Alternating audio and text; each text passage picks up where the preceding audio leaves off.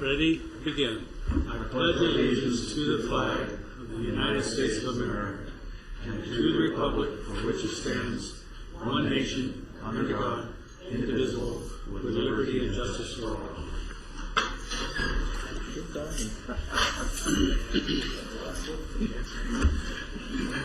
All right. How about a roll call, please? Director Craven? Here. Director Bennett? Here. Director Mulhart? Here. Director Kelly? Here. Director Forster? Here. Okay, agenda review. Any changes to the agenda? Just one thing I'd like to call your attention to. You have an agenda that has 2 items on it that came late and your board should have it. Those were these would be reverting your consideration before your next meeting in September. Okay, and those were the request from the city of Oxnard, that issue? Yes. Okay, and what was the other one? The other one was the report, status report on groundwater management project.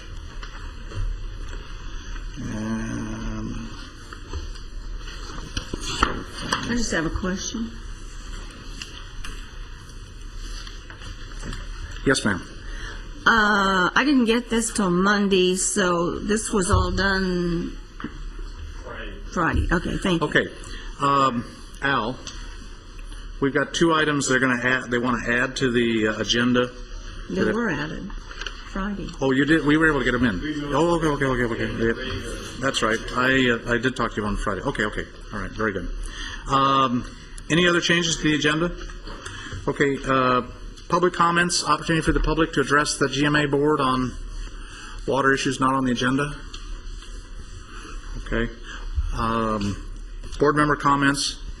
Dave Schwabauer as an alternate is here, and I don't see any other alternates. Okay.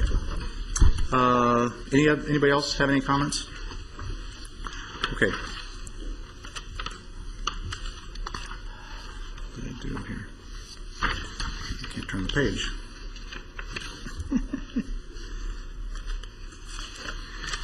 Okay. Consent items. Move the approval. A motion and a second. All in favor? Aye. Opposed? Hearing none. Okay. Informational items. Afternoon, Chair Mulhart, Directors.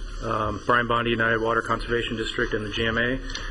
Item 5 is our quarterly water supply project update. This is a series of presentations that we started last July where we've invited speakers from local water agencies to give your board and the stakeholders updates on status of their water supply projects and other issues. We've heard from a variety of folks over the months. Today we've invited Camarosa Water District to come. Camarosa is an independent special district. They deliver potable water, non-potable surface water, and recycled water to ag and residential customers in their 31 square mile service area, and which includes portions of the agency in Pleasant Valley and the Santa Rosa Basin. So they're on the eastern part of our agency. We're really excited to have Camarosa here today. They're a leader in recycled water use in the county, as everybody knows. And through their Caneo Creek diversion project, they've helped eliminate approximately 5,000 acre feet per year of pumping in the Pleasant Valley area. And without further ado, I'll ask Frank to come on up and please welcome Camarosa, the 2010 Flynn Award winner. Okay, thanks. Tammy. Well, thank you for inviting me here today. I'd like to take this opportunity, too, to thank your board for recognizing Camarosa with the John K. Flynn Water Stewardship Award. It was a complete surprise to us, and so much so I forgot momentarily which diversion we were running. Camarosa, of course, runs the Caneo Creek diversion, and I started my remarks talking about the Freeman diversion. And I had 3 explanations. One is either that it was a fallout from the explanation I was giving to someone else at our table about how the Freeman diversion operates a little earlier, or it could be that my water roots run a little deep, or it could be, as my son tells me, Frank, you don't know anything. You don't know what you're talking about. So pick one of those 3, and it was the explanation of why. It could actually be all the above, too, right? Could be. I hope you'll understand, too, that I have to leave as soon as the presentation is over. I have my own board meeting to go to this afternoon, so I'll have to excuse myself. following the presentation. I want to talk a little bit about Camarosa. First of all, kind of lay the groundwork of where we are, where Camarosa is today, where we come from, and dwell maybe a little bit at the end on some of the projects that we have for the future. And we'll get right into it. Camarosa's service area starts up by the Reagan Library on the other side of Highway 23. Most people don't understand the size of the district. Most folks think of it as the Mission Oaks area of the district, but I don't think that's going to work, so I'll use my own. This is the Mission Oaks area of the city of Camarillo. This is the university down here. The Reagan Library is located way up here. We serve all of Tierra Hada Valley, around Highway 23, all of Santa Rosa Valley, and out onto the Pleasant Valley down to CSUCI, about 31 square miles. We started out in 1965 serving water. It was State Water Project water to growers. We were a largely agricultural service company back in those days. And we were serving supplemental water. There was a lot of excess water in that in the canal coming down from the north, and we were trying to market it any way we could in those days. Things have changed a little bit since then. The customer base for Camarosa, and nothing seems to be.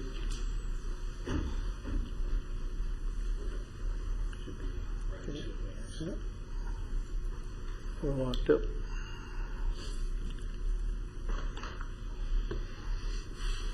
Now, I'll continue on. The customer base for, maybe we can get it rolling again, we can catch up with the slides. The customer base for Camarosa has diversified since then. Today, instead of a few ranchers who are taking supplemental water from us, we're providing water to about 10,600 potable connections and about another 500 non-potable connections. There we go, okay. In the first of the dry years of this most recent drought, we delivered 23,000 acre-feet of water, both potable and non-potable water, to the various folks that we serve. Okay. Everybody thinks of Camarosa in terms of serving potable water, because potable water is the primary water that we sell 10,600 customers, but in most recent years, non-potable water service has grown almost to the point where the non-potable service equals the potable service within the district. We have a wastewater treatment facility. The wastewater treatment is for the Mission, or the Mission Oaks area of the city of Camarillo. Mission Oaks area of the city of Camarillo, and that water is almost all 100% recycled. The water goes to the various areas around the university here. There's some farmlands along here, and the university itself that uses the recycled water.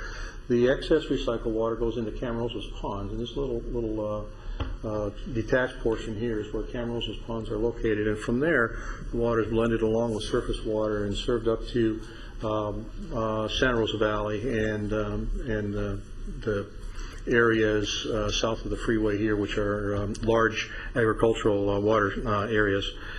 The surface water that we get is from the Canal Creek diversion. That was completed only in 1992, and we've been very successful in delivering water from that since then. Let's talk about just potable water for just a moment for about 3 slides. About 33% of the water that we provide to our customers, potable water that we provide to our customers, comes from groundwater. It comes from 3 area wells that we have. The Tierra Hada well, located in the Tierra Hada Basin, is the primary well for the eastern end of our service area. The Canal well field provides the bulk of the water that we serve, and the Wood Creek well is the only well in the GMA's area. We serve about 850 acre-feet of water from the Wood Creek well each year. Put it in perspective, the Canal well field produces about 3,000 acre-feet of groundwater for our potable use each year. Tierra Hada well about 500, and the Wood Creek well about 850 acre-feet. The primary source of our water for potable use is imported water, and 67% of the water that we produced last year, or that we sold last year, came from imported sources. And that's a bit problematic, and the reason is twofold.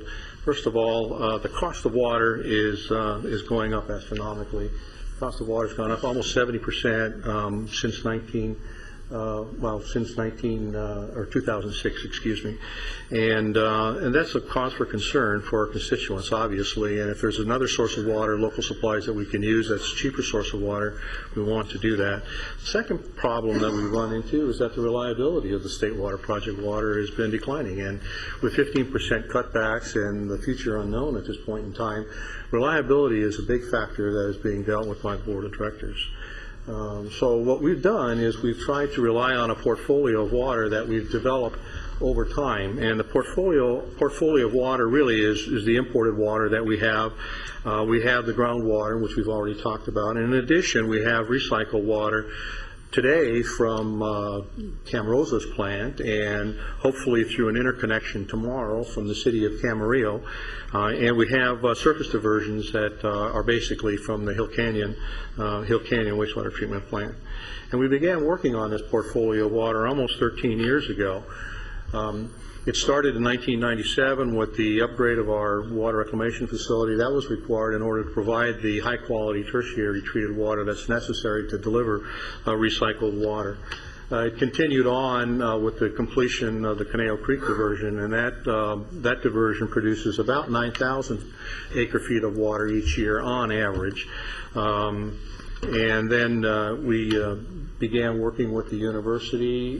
One of the things that the university needed was to provide for their future build-out and to provide a source of water for that future build-out. And they came to realize that if they used recycled water, they would have sufficient water for their full build-out. So we cooperated with the university and built a recycled water delivery system, completed that in 2004, and they've been using recycled water for almost all of their outdoor irrigation in both the residential areas and in the campus itself. We spent a couple of years spending quite a bit of money expanding the non-potable distribution system backbone that moved into Santa Rosa Valley. We converted about 650 acres of agricultural land to non-potable water use, and most recently we converted another 550 acre-feet of potable irrigation demand to non-potable use with the completion of the Leisure Village project. This was no small project. It started in 2006. And it required 12,000 feet of pipe. It required 100,000 sprinkler heads to be backfitted to use the recycled water and the new irrigation system, and the installation of 2,300 backflow devices in order to make that all work. And it, much to the credit of Leisure Village, they stuck with the project, got it done, and have generated significant water savings as a result. And it couldn't have come at a better time, right in the middle of our most recent drought. So what does it look like today? In 2002, when the Conejo Creek diversion was originally being built, we were delivering roughly 10,800 acre-feet of water, and of that amount, about 2,000 acre-feet was non-potable water, mostly from the mostly in the form of recycled water from our water reclamation facility. Once it was completed, and once the all of the things that I just discussed were completed, that grew considerably within the district. Today we are providing almost 7,000 acre-feet of non-potable service to our customers.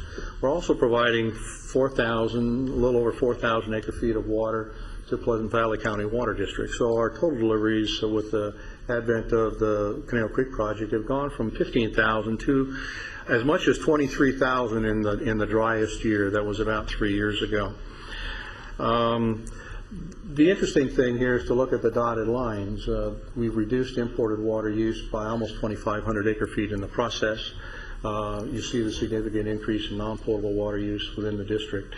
The interesting thing, too, though, is that we're continuing to expand on delivery of non-potable water within our district. And so, given that there is a finite amount of water available from the diversion project itself, the amount of water that will be available to Pleasant Valley County Water District is likely to decline as we go into the future.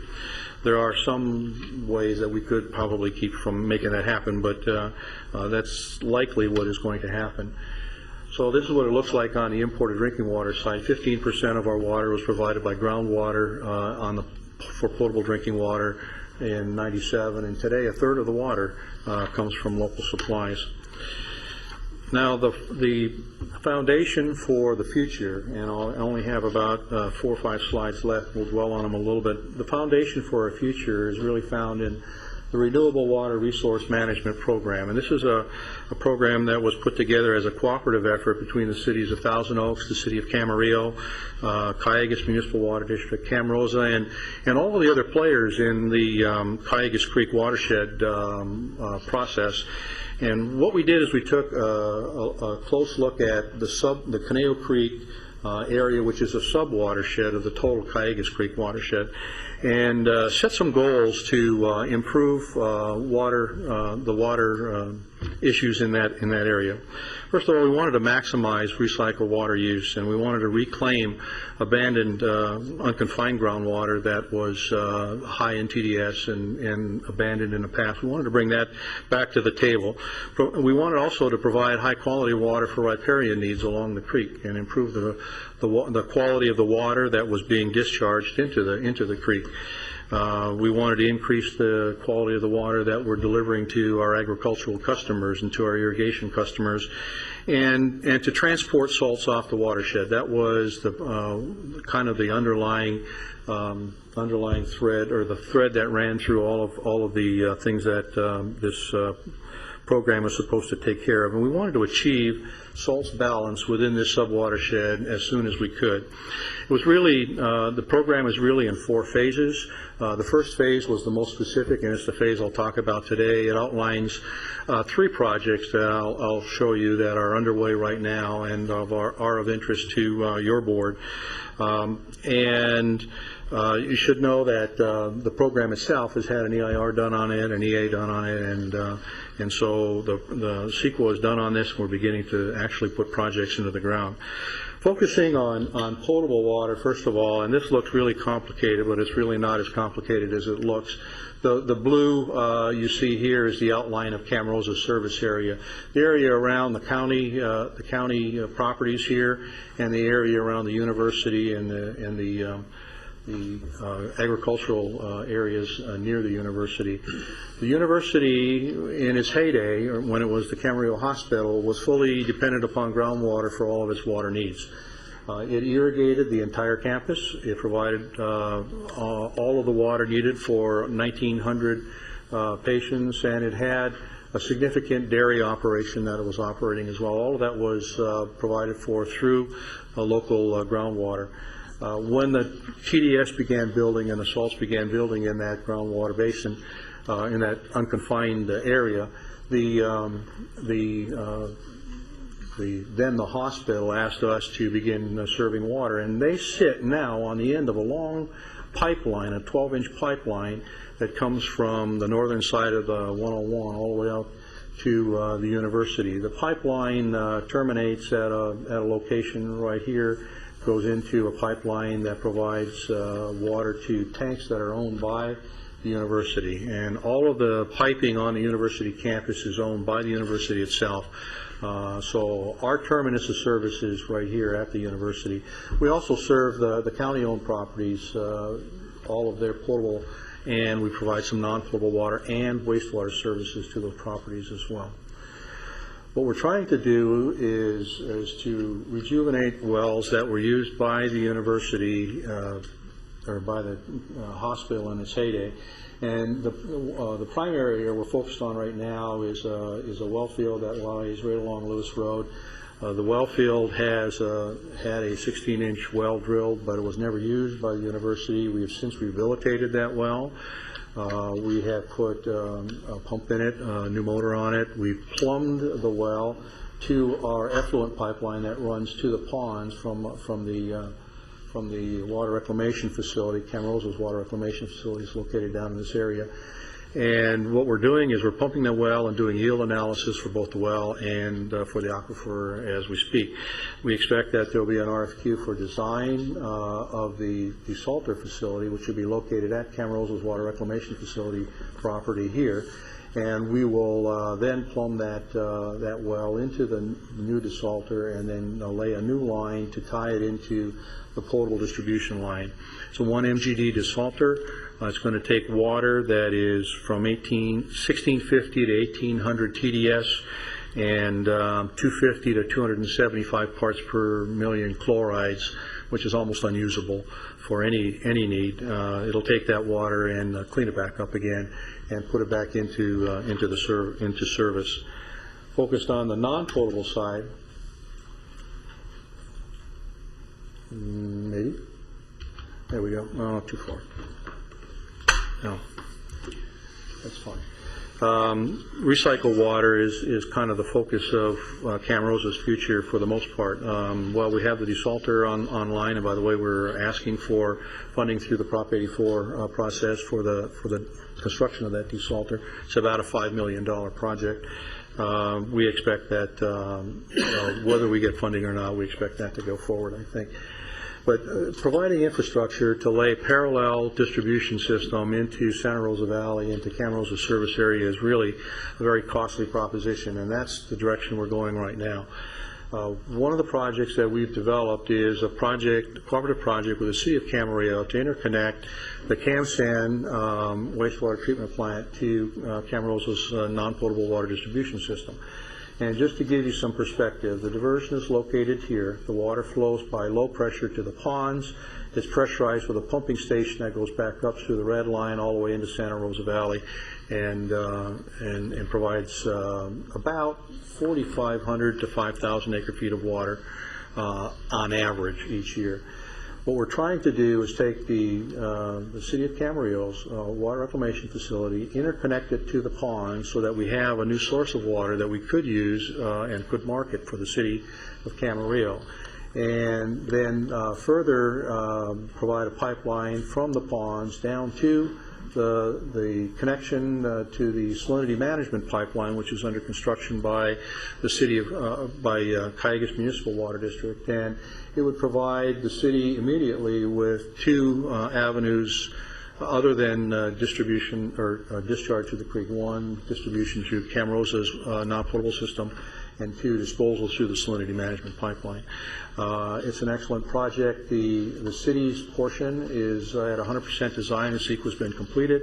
Camarosa's portion, we're designing the purple line going down, is at 85% design, and CEQA, we expect an RFQ for CEQA in about 90 days, I think, is what we'll see. All of this is leading to expansion of the non-potable system for Camarosa. All of the purple area you see there within Camarosa's service boundaries is area that's now served by non-potable water. It's either agricultural, or in some cases like Leisure Village, municipal areas as well. This area down here is almost exclusively served with recycled water, and the area starting here going north is almost exclusively non-potable surface water. We have plans for 4 areas of expansion. The first and most important, we think, is to move further into Santa Rosa Valley. This is going to be done in 2 phases, and really the 2 phases just are going to be done because they're 2 different pressure zones, and each of them has their own tankage requirements and line requirements. That'll be separate from the other.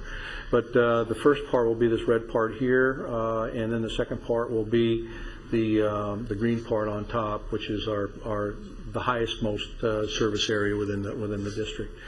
We also want to expand westerly. Oh, by the way, the red area will require the conversion of an existing potable tank to non-potable use, and the service of the green area will require the construction of a new 1 million gallon tank in order to serve that area. And those are expensive to build, as you might imagine. So those are kind of the key cornerstone pieces of those projects. To go in a westerly area, we'll have to put a tank in this vicinity here. We've already selected a site, and we'll move along the area above Upland Road to the Toll Brothers development, which is already plumbed for non-potable water and currently using potable water as its source. And the new seminary development, which is located in that corner just on the other side of the Toll Brothers estates, and that too will be plumbed for non-potable use.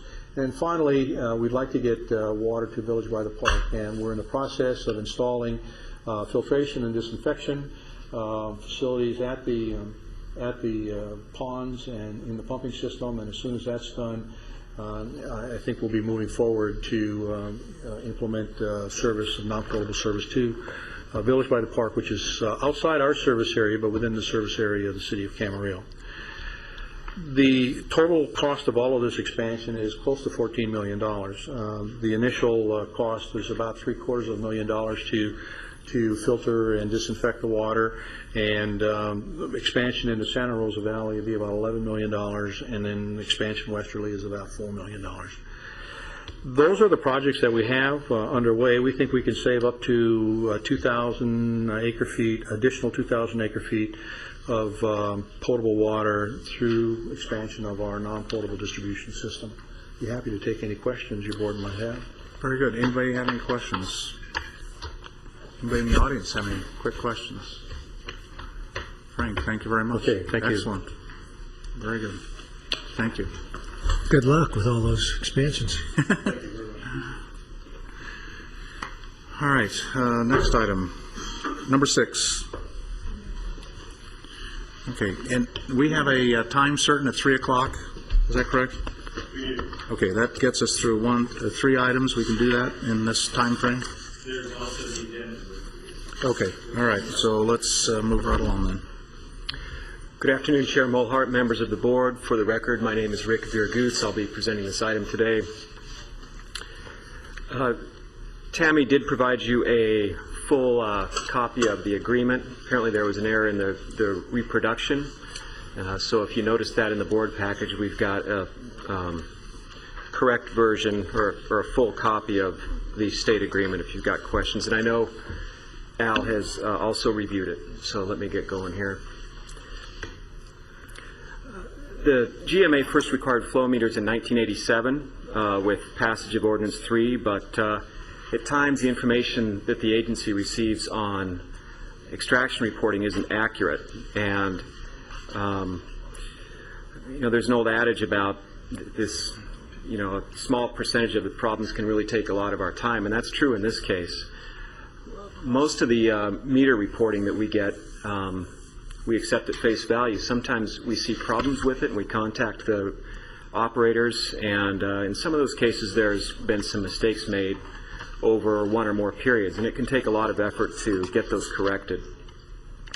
In late 2007, the GMA applied for a state-funded grant to implement automatic meter reading technology.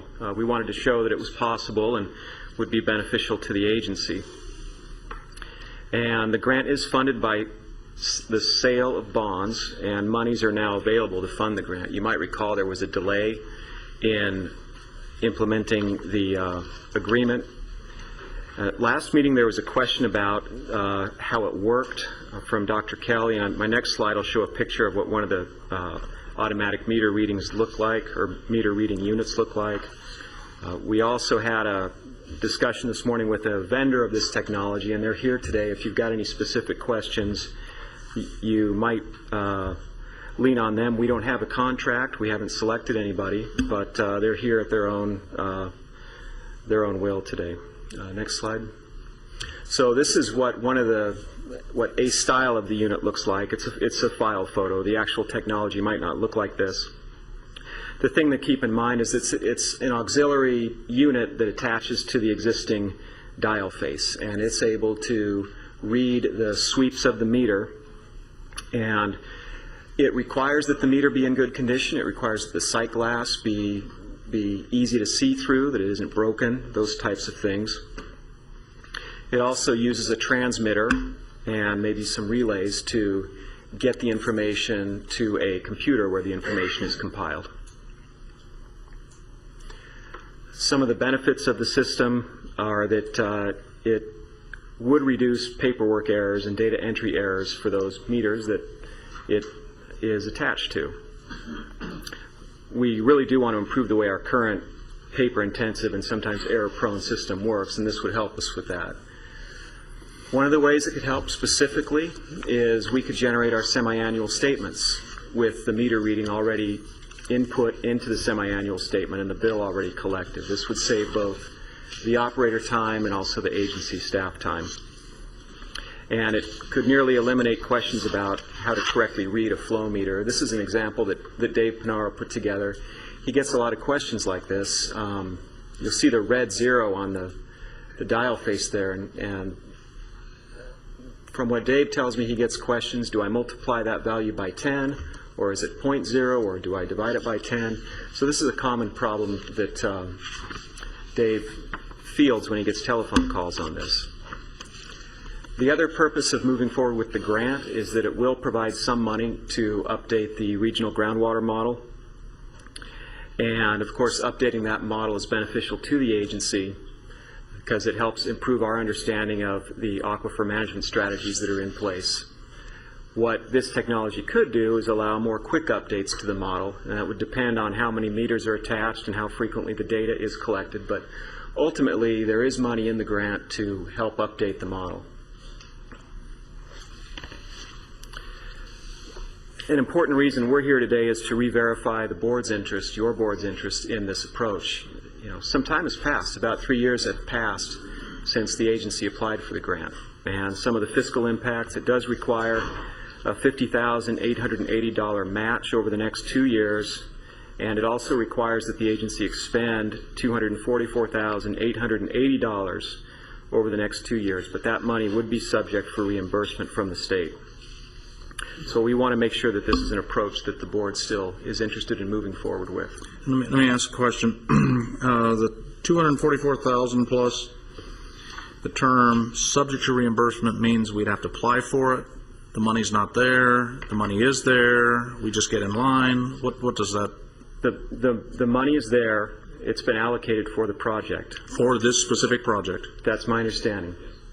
So as we expend the money, we send them a bill and they return a check. We don't have to fight Sacramento for no arm wrestling, no card games, nothing. It's just checks in the mail from Sacramento, no less. Huh?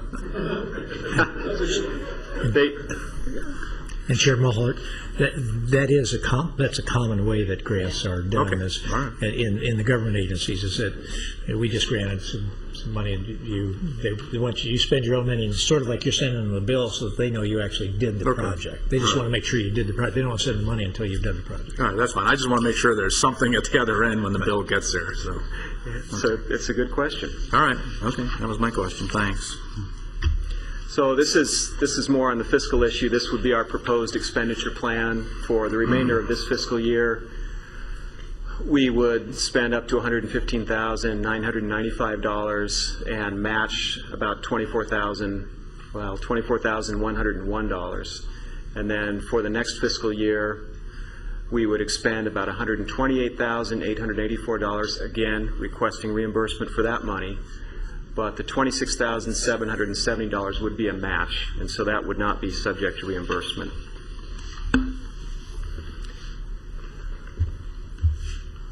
Total project cost, $295,760. The grant amount is $244,880, and the cost match is $50,880. So next steps. Here's how it would work. If we were asked to move forward with it, we would develop the AMR automatic meter reading pilot testing program. We'd complete 100 automatic meter reading installs. We would fund an update to the Ventura Regional Groundwater Model, and we would have to produce quarterly reports to the state as well as send invoices to the state for the work we do and produce a final report. So that's it in a nutshell. If your board desires to move forward with it, our recommendation is for your board to accept the grant as written and direct the executive officer to sign the agreement, to direct the executive officer to adjust the fiscal year 2010-11 adopted budget to include those projected expenditures, and also authorize the executive officer to disperse agency budgeted funds in support of those expenditures. And we would, of course, plan and seek reimbursement on those eligible project costs. Okay, discussion. Question I had previously that I didn't quite, I see the photo, but is this going to be able to read meters that measure in minors, inches, as well as meters that read in gallons? I believe so. We can check with the vendor here. I know it reads the meters by looking at the sweeps on the dial, and that it So can be... when the data goes home, though, will there be a conversion there where it can convert either to a common thing for Sheila to enter or not, or by that time our automated process? Right. It's converted by the time it gets to us. Okay.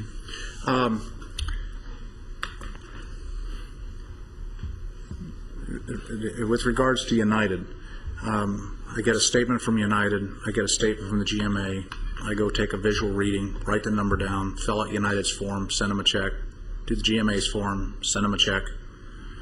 Is there a way that if we use the system, you're looking for 100 volunteers, I'm more than happy to let you guys use my well. Is there a way that that information can get to United so that when I get around to reading the meter, it's in fact reading the same, so the report that's going to United and the report that's going to the GMA is the same? I don't want one number because I'm a day early or a day late or whatever it happens to be. Is there a way we can deal with that? Well, we can look into that. I understand that from talking with the vendors earlier today that there is a ability for somebody who has one of these to log onto a website and pick up their meter reading from the website. Perhaps that could be used to also send an email to United with that information on it. Or some way that when you send the form, it's sent in the same time frame as United's, where I can pick the information up from the GMA form and transfer it to the United form, so that the numbers are the same. I don't want to get down the road and have one number going to United and one number. I've never had that problem because it's always the same day, because it's obviously the same well, same meter. You know what? I didn't understand your question completely, but I get it now. So if the agency takes this information, the Fox Canyon GMA takes this information and generates a bill for you, can we then transmit that extraction data to United? Or somehow make sure that I use that number when I report my readings to United. So there's some logistic things there, because you're talking about 100 test wells within the boundaries of the GMA. So that'll be 100 wells that will be read automatically, that still have to be read manually, in theory, to fill out United's form. If they're all United in the If they're all area. United, if they're all in United's area. Well, so yeah, They might not all be there. Then it may not have. I don't need you to solve the problem today, but somewhere along the line, you need to address that, how we get a common database going left to right and not have two separate numbers on annual reportings from one agency to the other. Yeah, that problem never was a problem historically, because all the forms were turned into United, and United collected the GMA fees and paid the GMA. We broke that off a number of years ago. Mm-hmm. Okay. Well, we can certainly look into that. Yeah. Okay. Chair Mulhern, I would offer, that's one of the cool things about this pilot is you can bring up those kind of things, and my guess is there'll be other things that you can try to test out during this time period. Mm-hmm. And with that, I think this is a great project. I'd move this recommended action. Second. Okay. Mr. Chairman? Yes. I'm sorry for just a slight bit of clarification in the recommendation, just to make sure we've got double entry bookkeeping. I did review the board letter and provided the fiscal evaluation and included the recommendations, but if you'll just look at recommendation 3, direct the executive officer to adjust the budget to include projected LGAP expenditures. That's both accurate, but we need to complete and clarify by adding offset by grant reimbursable revenues. Okay. And I apologize for that. All right, not a problem. Bob, did you want to say something? Hey, Robert. Robert Aranio, Crestview Mutual Water Company. The presentation talks about how the technology reads the sweep of the meter in order to be able to understand what the meter reading is. What about mag meters? Increasingly, you have M&I municipal users that are going to mag meters that do not have a sweep that's done electronically. Does the technology have the ability to take a snapshot of that face and transmit that? or are we left out? Users. Okay, so another, and again, the pilot program is going to have to address these kinds of issues then. Okay, thank I you. have a question too. Yeah. This is a pilot project, obviously. How many meters are in the GMA? I mean, how many? I don't think we know the answer to that. We know how many operators, but some of them have multiple meters. It's probably in the neighborhood of 1,000, maybe more. 1,000? Yeah. What's the likelihood of doing this throughout the boundary? I mean, is this going to be a pilot project that we do and everybody's happy with, and then it just gets shelved? Because is it unfeasible to extend the rest of the meters in the agency? That'll really depend on your board's direction to us and whether or not you're satisfied with the pilot project. What might you expect the cost to be on a agency-wide program like that? Because we got the cost here nearing $300,000 for 100 meters. Maybe there'd be greater efficiencies in the attacking the whole agency, but $2 million. any idea? No, not really. Not all that 300 is for the meters. Correct. There's a portion of that that's for. So how much, Rick, of that is for the? I believe about 50,000 is allotted for the monitoring. Is that right, Dave? And if you recall, part of this was to be voluntary. We didn't want to impose this, say that folks, big brother looking over your shoulder. However, if the technology works out, folks feel comfortable with it, obviously we can bring with you a proposal to roll it out to further operators. I'd just be curious, not to get all engaged in this process. So I see it's got other benefits other than just doing the meters. You're doing the modeling as well with some of the money. But let's not do 100 and then walk away, and you've only got 100 to do that, and then there's no intent to go further. Either there is that thought process or there isn't. Well, but it might not work out. I don't think right now we want to commit that we're going to go further. Not commit, but I guess That's why we have the test, isn't it? But my understanding is you're right. We can't commit, but I agree with you. The intent is to try to go beyond this, and I think the question then arises, what would be the ultimate full build-out cost? If it's a perfect deal, then what's it going to cost us down the road to finish it? Well, I think I think it's a valid question. I think this issue here is, should we even run the test for the first 100 wells? I think we ought to do that. Yeah. And then based on what we learn in the process, we'll have a huge debate, and it may be something that'll go on for a number of years, and cost will be one of those elements that we're going to have to look at. But and I would submit that as you look around for your 100 wells, you need to strategically locate them so that they give you the best modeling data in the event that we make the determination at a later date that it's not financially feasible. We can still put these meters to a real beneficial use because it's a good representation of a model. So even in my case, just because I say, yeah, you can do it, it may not be one of those wells that you want to sample because it doesn't give you any real test data. Right. We have considered that, the idea. I mean, we have volunteers right now, but maybe there's areas we want to focus on and reach out specifically to those areas and try and get more volunteers. Yeah, I would suggest that. Okay. If it works and it's financially feasible and the community says, yes, we can do it, and we map out a plan, I could see it going on. But if we come to the conclusion that it is not financially feasible, or folks don't want to do it, or whatever, we ought to be able to put what we have to beneficial use. So as you strategically set those meters, you ought to do it in a way that gives you the biggest long-term modeling profile that you guys want. I'm going to call for the question. Okay. Anybody in the audience, real quick? This is yes. This look good. All in favor? Aye. Opposed? Hearing none, so moved. Thanks. Okay, let's go to number 7.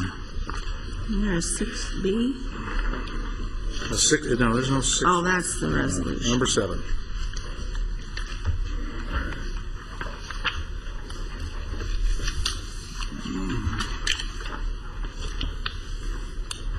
Again, good afternoon, Chair Mulhart, members of the board. For the record, my name is Rick Vergoots. I'll be presenting this item today, the civil penalty appeal for Esther and Robert Vania. In 2005, the property with well number 02 and 20 West 1D1 was purchased by Mrs. Vania. That's the subject well. Forgive the formality. In late 2005, the GMA sent a letter to Esther Vania and Robert Vania regarding the requirement for well registration and extraction reporting. Now, I'm going to move into a number of slides about the meter calibration issue, but there is something in the staff report that talks about reporting for past extractions and payment for those. And I just wanted to mention to your board today that that is still something we're working on, but we're not spending really hardly any time on that issue today. We have talked to Mr. Vania about that, and we expect we can find a solution. So, regarding meter calibration, 3 letters, uncertified letters, were sent to the Vania property in June. Well, I should say 1 in June, 1 in December, and 1 in March 2009. The letter stated that it was ultimately the property owner's responsibility to arrange for flow meter calibration and that civil penalties may be assessed if the flow meter wasn't calibrated. We didn't hear back from the Vanias. A certified letter describing the flow meter calibration requirements and the June 30th deadline was then sent.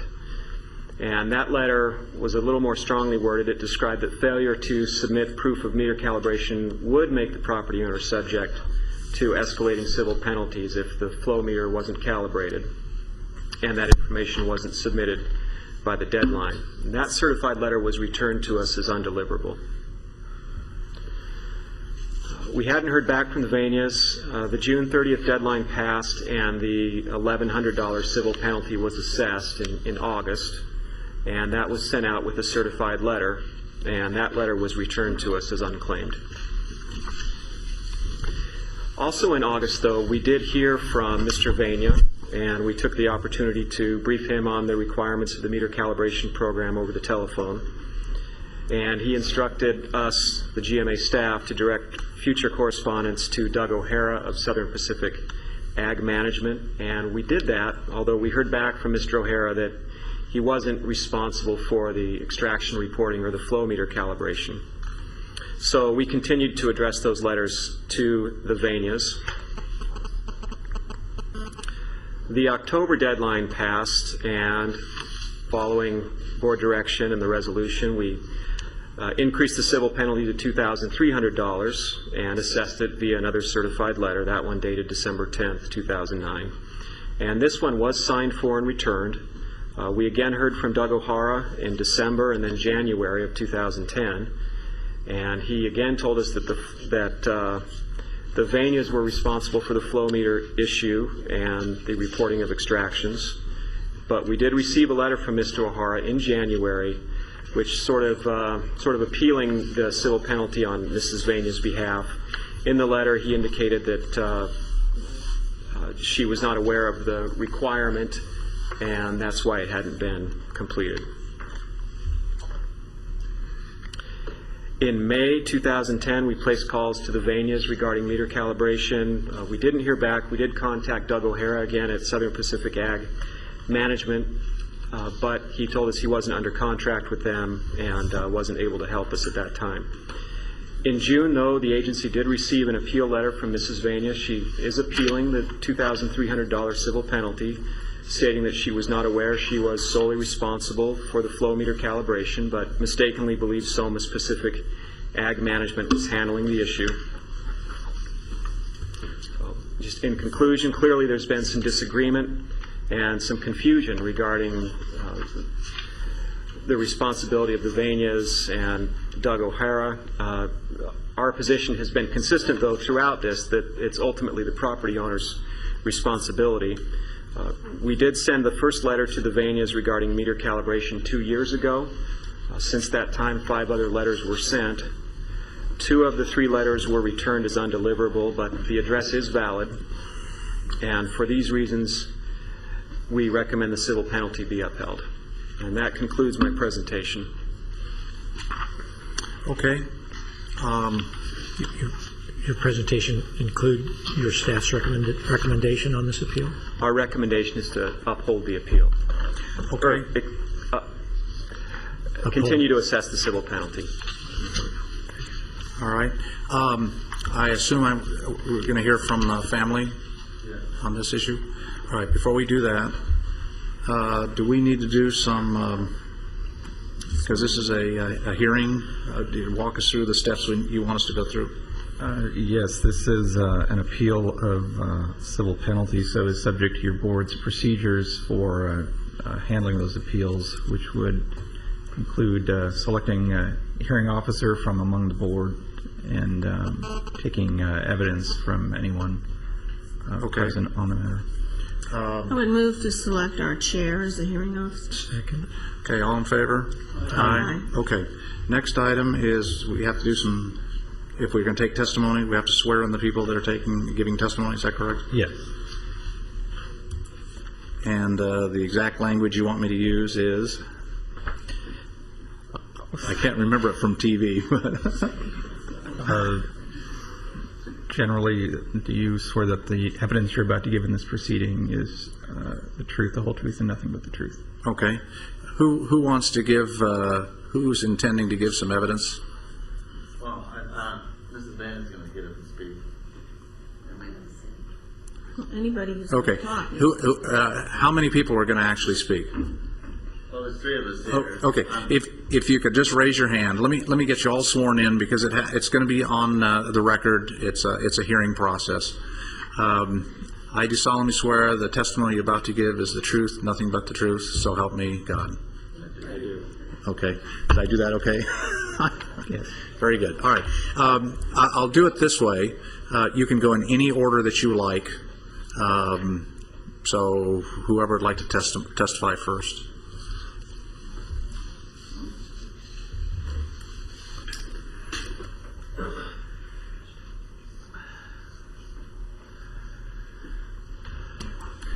Yes, ma'am. You'll have to give us your name and your city so it can go into the record. My name is Esther Vena. I live at 6435 Meadow Glade Drive. I moved to Moore Park in 2005. Okay. We signed up with Somas when I first got there. I know nothing about an orchard, avocado orchard. So I left everything up to Somas. He sent the bills and I paid them. So I did. I don't have a business mind. I have a creative mind, but not a business mind. So I forget certain things, and if I saw something that looked important, sometimes I call someone, and sometimes I call my son. Otherwise, you got lost in the shuffle. I'm not that good in business. That's about all I can say. 2007, I broke one hip. 2009, I broke the other hip. So, and I don't drive. My mailbox is like 2 city blocks up the hill and down the hill. And anything that came to the post office, I don't drive. I had to get somebody to get it for me. So that's about it. Okay. Thank you, ma'am. Appreciate it. Sit down. If you're done testifying, is there any I have a questions? question. All right. She may want to. You were sent 3 letters in, it says here they were dated July 3rd, 2008, December 8th, 2008, and March 5th, 2009. Those were sent on not certified mail, and they were not returned, at least that's what we've been told. When you got one or any of those letters, did you open it and did you talk to or call the management company and talk to them about it to see if they were responsible? No, I didn't. Okay, thank you. Okay, very good.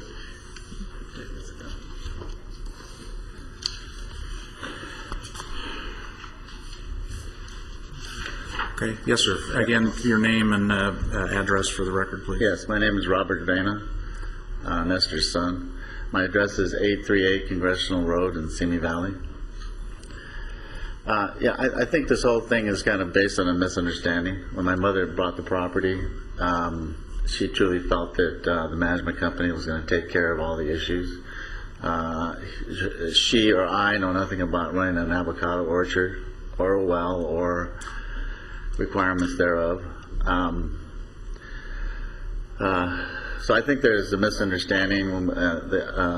I apologize to the board and to my mother. Some of these letters she received, she passed on to me. I should have been more aggressive in clarifying the issue. I tried to clarify the issue with Somas, but we misunderstood the whole concept of what we were trying to achieve, that they would be responsible for reporting since they're the experts and the technical experts. So I should have been more aggressive with clarifying that with Somas, and also I could have called people at the Fox Canyon. I could have done that. So I apologize for that. But it is based on a misunderstanding and our lack of knowledge in running an orchard. We now know the situation, and obviously going toward the future will comply with everything that's necessary. We just we were unaware. Okay, all right, thank you. Anybody else? Yes, sir. I'm Doug O'Hara, president of Somas Pacific. I became full-time running Somas in 2008, and prior to me was Don Reeder and Sam McIntyre, which you guys probably all know. And obviously, coming from San Diego County, Riverside County, we don't have wells, we don't have any of the Fox Canyon, we don't have any groundwater issues, paying this and that. What I think I agree with Robert, it's a misunderstanding. I never received anything. They assumed I was receiving things. Once I started getting into the Fox Canyon, understanding it, and I fill out several forms from several different growers, and I understand it, but obviously I wasn't receiving anything. After speaking with them, I think one of the issues is, after talking with them, we're under agreement that the water issue is owed. Obviously they've been using water for the first 3 years. The well actually is non-operational, and this is where it all came about. When they received the letter for the calibration, I basically said, well, it's not running. I can't calibrate it right now. And that was part of my letter as well. So talking with them, I understand that they're liable for the actual water that was used. But as far as the calibration, since we can't calibrate, which I'd be happy to calibrate it once it actually is running. But the penalty issues, what they're talking about. So I think that's really it. I mean, once again, confusion, me coming in, not knowing, them not knowing, we're not getting anything. Obviously, with Sam McIntyre, who's the one signed them up, he's very well aware of all these issues. And if he would have known at all that, they were not reporting, I mean, he would have definitely taken care of it. So. Okay. Just have one question. Yes, sir. Sure. So you were contacted by Ms. Vienna's son. We were contacted in 2009 when they received one of the letters, and I think they signed for it, looked at it, and they contacted me and said, hey, I've got a penalty. And I said, well, have you been reporting, basically? And once again, that's where it started, where what does reporting mean? And that's when our conversation started. And I said, well, it really isn't my responsibility. It's the owner's responsibility. Since then, I have told him, and there was an issue with there's something wrong in his. So when you were contacted by Mr. Vienna, yes, you told him it wasn't your responsibility. I told him, yes, it's not, as a management company, it's not my responsibility unless I specifically, we discuss it. There's several people that I take care of. They're obviously bigger companies that aren't in the area. They don't want anything to do with it. If someone were to contact me and say, I really don't know what I'm doing here, can you take care of it? I do that. And since then, I've talked with them. I said, I have no problem taking care of it, but I really have to know. At that conversation that you had in 2009, you said? No, I said, yes, I am not responsible for it. And did they say they were turning it over to you? No. That came up this year. We were talking about, and I have no problem doing it. Thank you. Yes, ma'am. Same question. It indicates here there was a letter that was not certified that was sent the 3rd of July 2008. Another letter the 12th, the 8th of December 2008, and the next letter the 5th of March 2009. Those were not certified letters, and they were not returned. I asked her, but I'm asking you, did anybody call and talk to you about those letters? No, because the address was their address, and there was no, I don't think there was any record of me being the manager. I mean, No, I'm just asking. I never received the letter. Yeah, okay, thank you. No, I didn't ask if you received the letter. No. I just asked if they called you during... No, they did not. During those times about these letters. Thank you. No, they did not.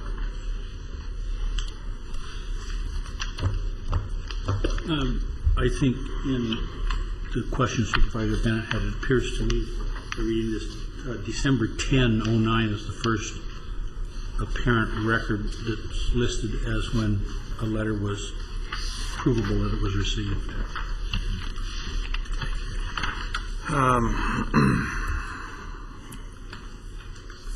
All right, folks, Okay. what would you like to do? This poor man doesn't have to stand here anymore. No, you don't. It's up to you.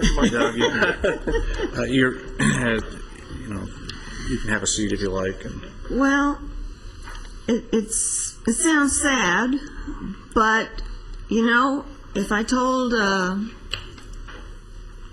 you notice I'm saying if I told, highway patrol officer I didn't know what the speed limit was, I'd still be cited for breaking the speed limit if I was doing that. So the letters were sent. The lady said she didn't know what it was all about. The letter has a phone number on it to call and ask. The son said that she gave those letters to him, and he didn't know about it either, and he could have called and asked. So I don't see a reason to do anything other than uphold the civil penalty. Okay. Sad, I guess, is a correct answer. I feel the same way. The problem I have is that we went through a long and lengthy process to bring a whole bunch of meters, to calibrate them, and we went through a number of years in letters and the like. And you're not the first that has now come to appeal, because we're finally catching the last of the folks that have not done what needs to be done, and we've got a whole list of folks before you that have done it on time. And one of the reasons we kept sending letters is because one of the debates the board had was, are we giving people enough notification?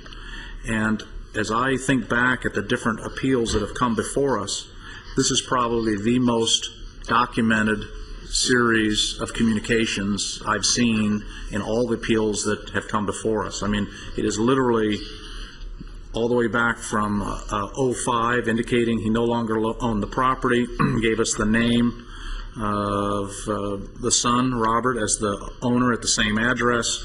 And then in December of 05, July 3 of 08, December 8, 08, March 5, 09, June 3rd, 09, August 5, 09, December 10, 09.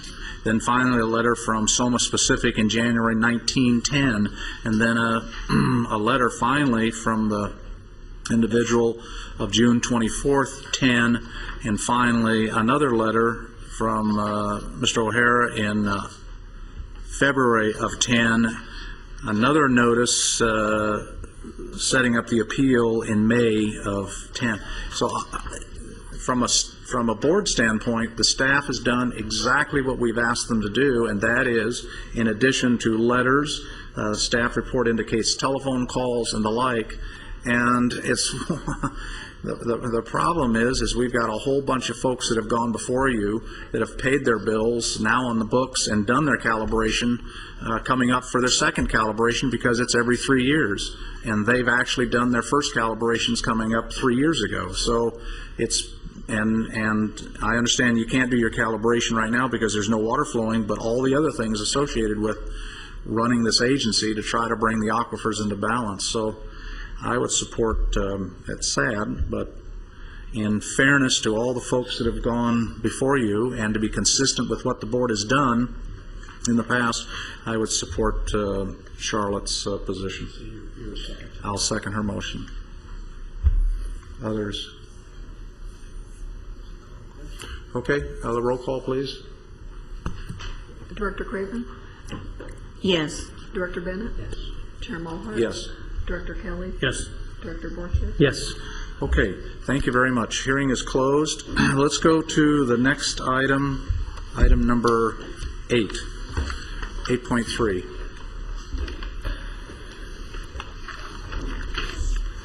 Item 8 is, was continued from last month. It's the proposed ordinance 8.3. Sorry, for the record, Brian Bondi with United Water and the GMA.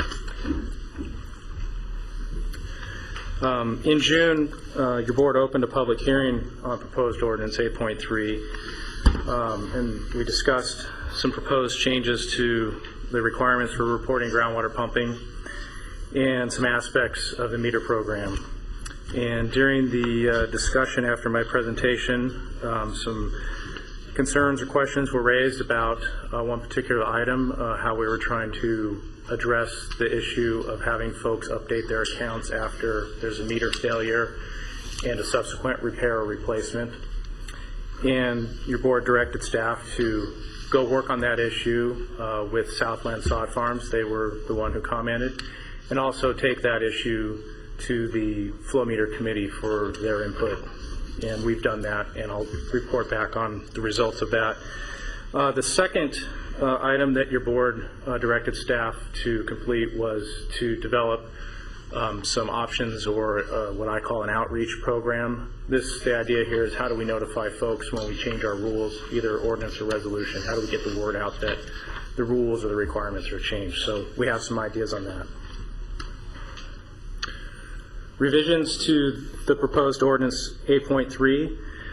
First, there was the original issue that was raised that I described a moment ago, and then out of discussions with stakeholders in the meter calibration committee or meter committee, a couple other changes were recommended, and those are items 2 and 3. One's related to the backup measurement methods that's discussed in the ordinance, and one other minor clarification. And just of note, in your agenda package, you have items 8A and 8B. 8A is what you're being asked to consider adopt. 8B is a red line strikeout version of the ordinance code that's provided for your convenience to see what the deletions and additions are. And feel free to refer to those as I go through. So the flow meter failure notification issue. Just to recap, the desired outcome here for folks when you have a problem with your meter and you have to repair it or replace it is twofold. One, those repairs or replacement gets done in a timely manner. Second, and more germane to the issue we were trying to address, is that folks come back and update their GMA accounts. We need information on the old meter, where its ending reading was, your new meter, its serial number, new starting reading, so on and so forth, and how much water was used during the period the repairs or replacement was being made. So really there were two things that were missing. One was a clear expectation for folks to update their accounts, and second was a means for capturing the information. And at the time we had proposed that we set up a requirement in the ordinance code to require folks to notify us 10 days after a failure. And the idea there is it would set up a feedback loop where staff would work with the operators to ensure the replacement or repair was done, and also to get the account updated. And that was the specific issue that was commented on by Southland Sod, and what we were asked to go find an alternative solution for. So what we have come up with, working with Southland and the meter committee, is a 3-step process. First, we're recommending a different sort of change to the ordinance code in section 3.1.2. Basically, the change we're saying there is, repair or replace your meter within the time frame specified. Unfortunately, it's specified in a resolution. Currently, the resolution says 60 days. So repair or replace your meter in 60 days, and then update your account on or before the next semi-annual statement. So pretty straightforward. Make the repair, update your account before the next filing. That way, the account will be updated when the new information comes in, the semi-annual statement can be completed. The problem we were having before, of course, is that we wouldn't necessarily know that a failure had occurred meter numbers don't match, it becomes a research project.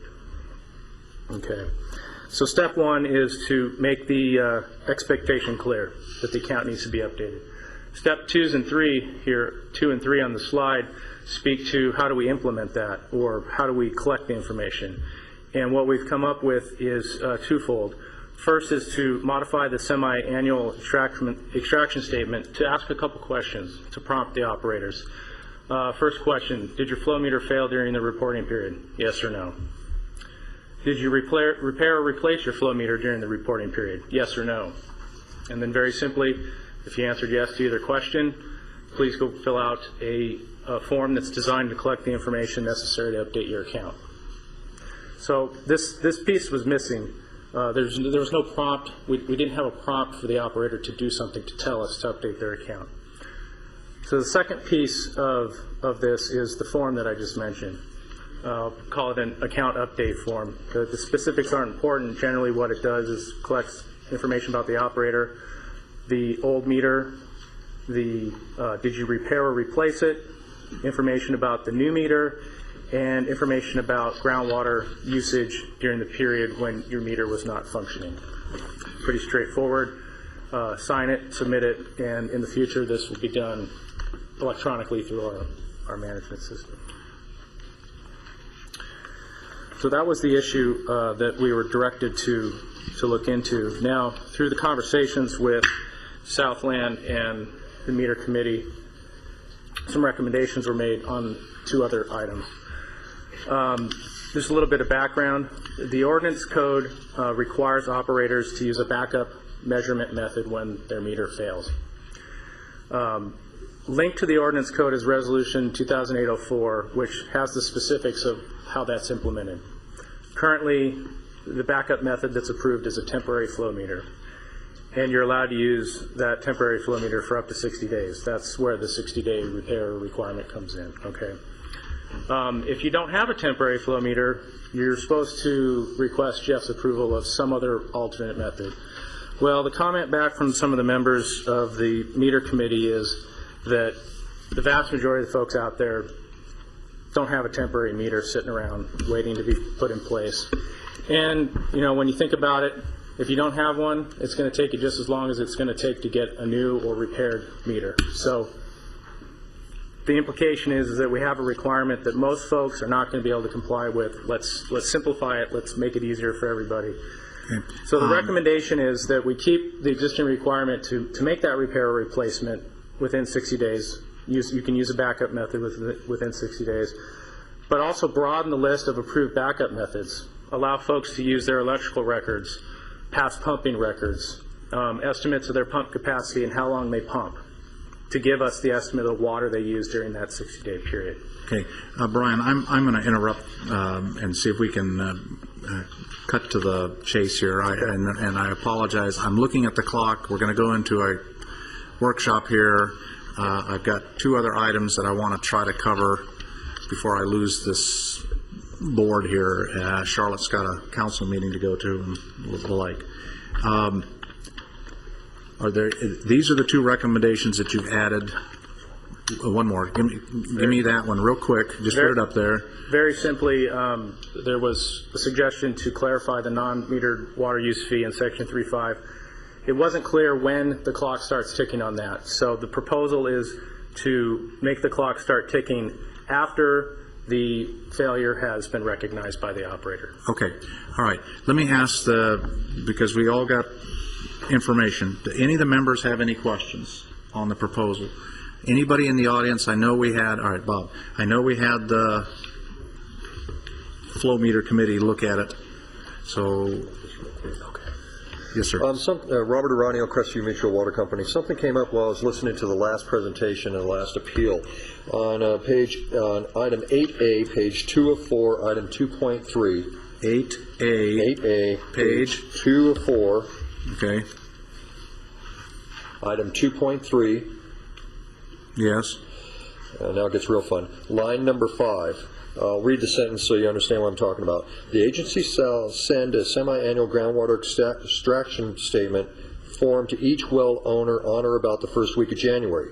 Then the next sentence, to each operator. You're using operator and owner interchangeably throughout the document here, and it leads, I think it could lead to the confusion we just dealt with.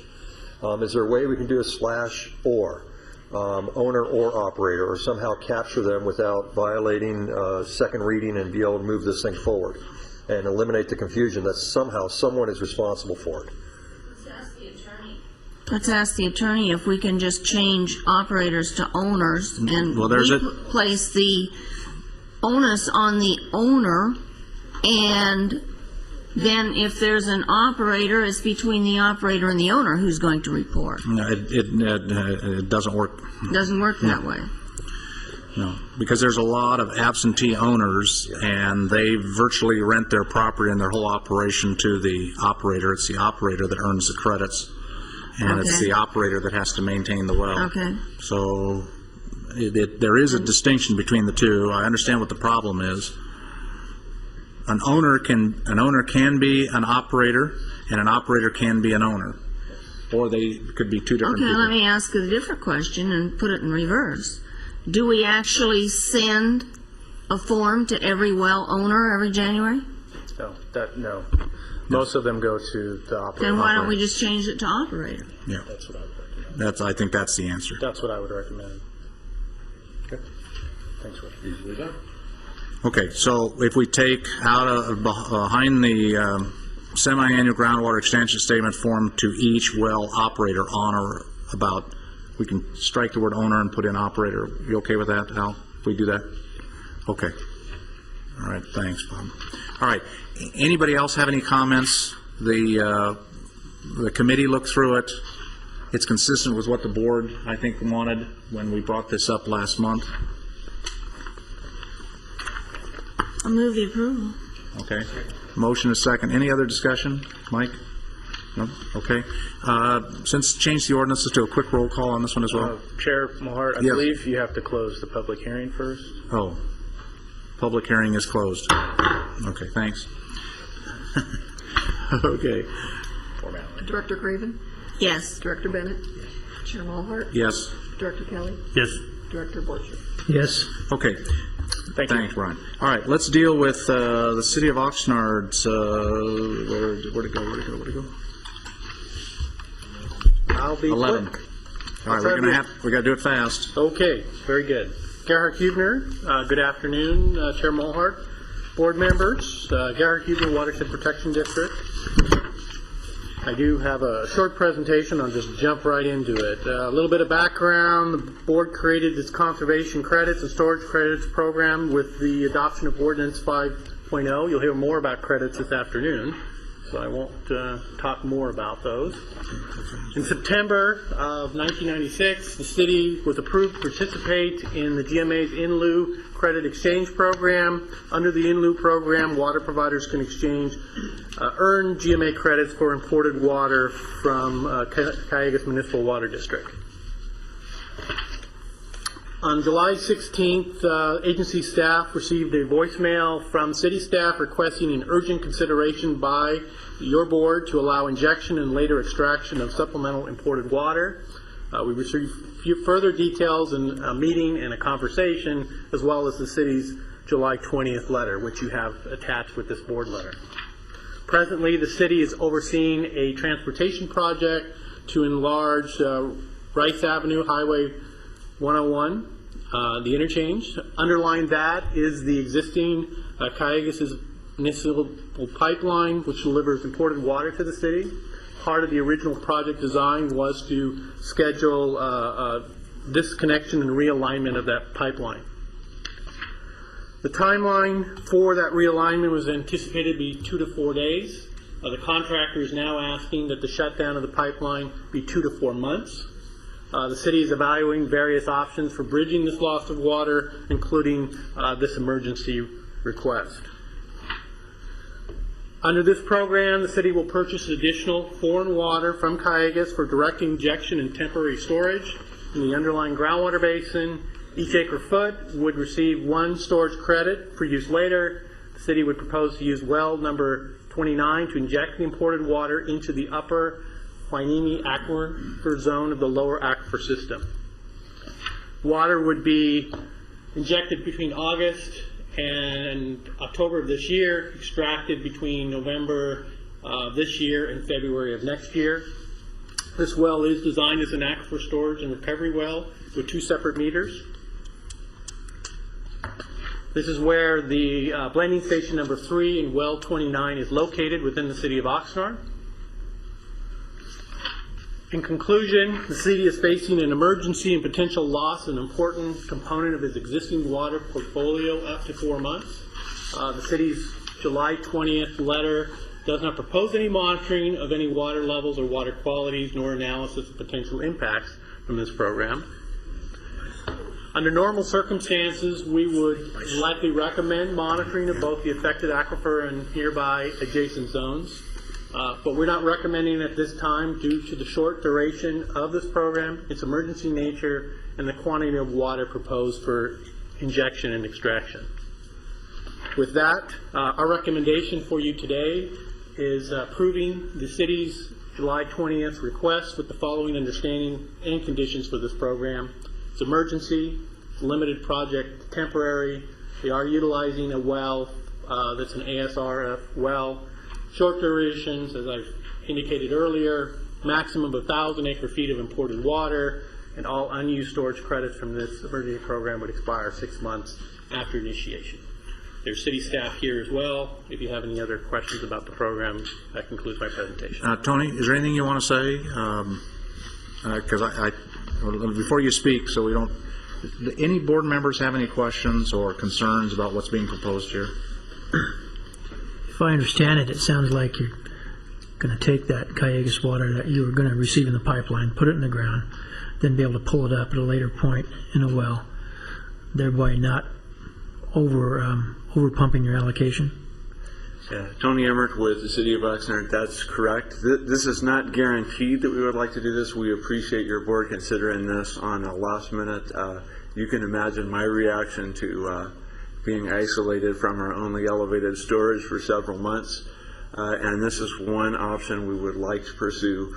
The idea would be that we would shoot for trying to put, I think we can only put about 1,000 acre-feet at max into this well between now and the shutdown. We would plan to extract an equal value or equal amount during the shutdown. So we're just trying to minimize we're trying to maximize our opportunity to use the imported water as we would have normally planned. Okay. We have some other options of things that we're working on in conjunction with this, but this is one that we really wanted to get before your board before it went dark in the summer. Okay. Anybody else have any questions? A motion?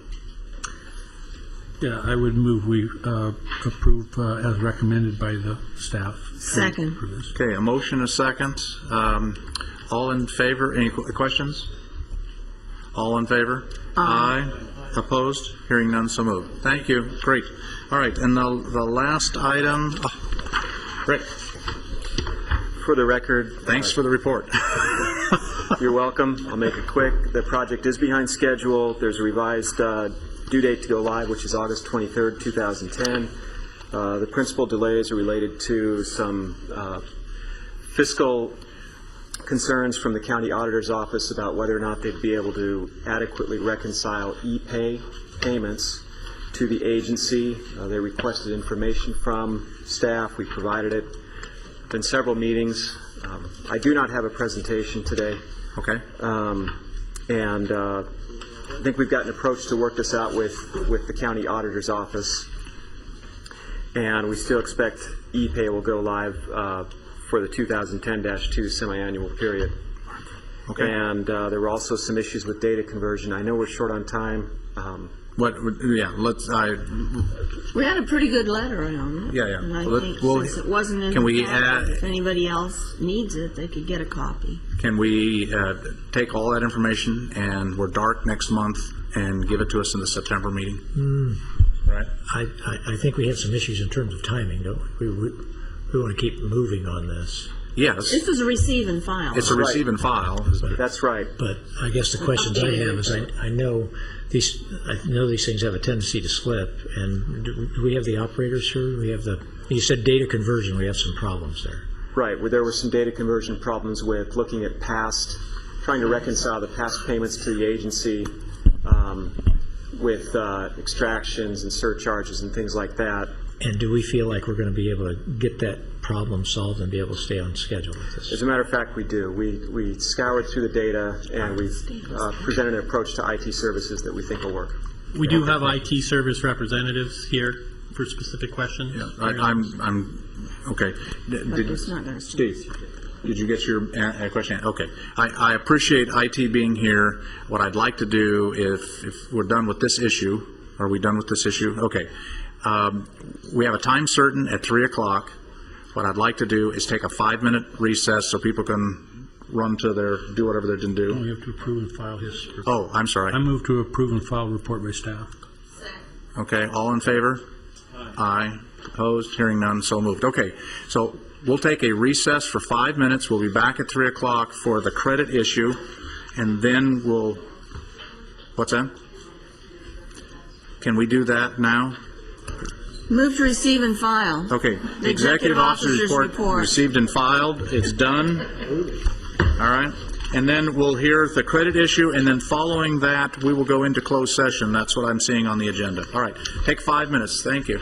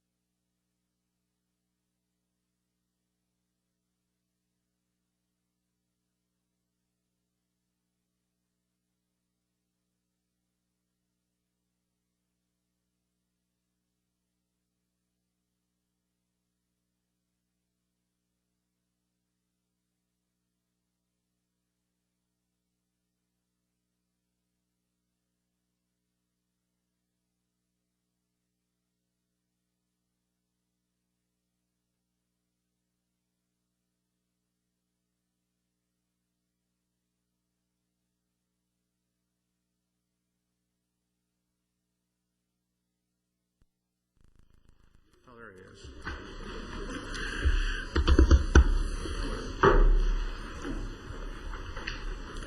Okay, this is a credit study a session. We set it up as a workshop, and it's a chance for all of us to hear what we have to say and think about it and talk about it. So with that, Jeff. Good afternoon, Chair Mulhart, board members. For the record, I'm Jeff Pratt, Public Works Agency staff to the GMA.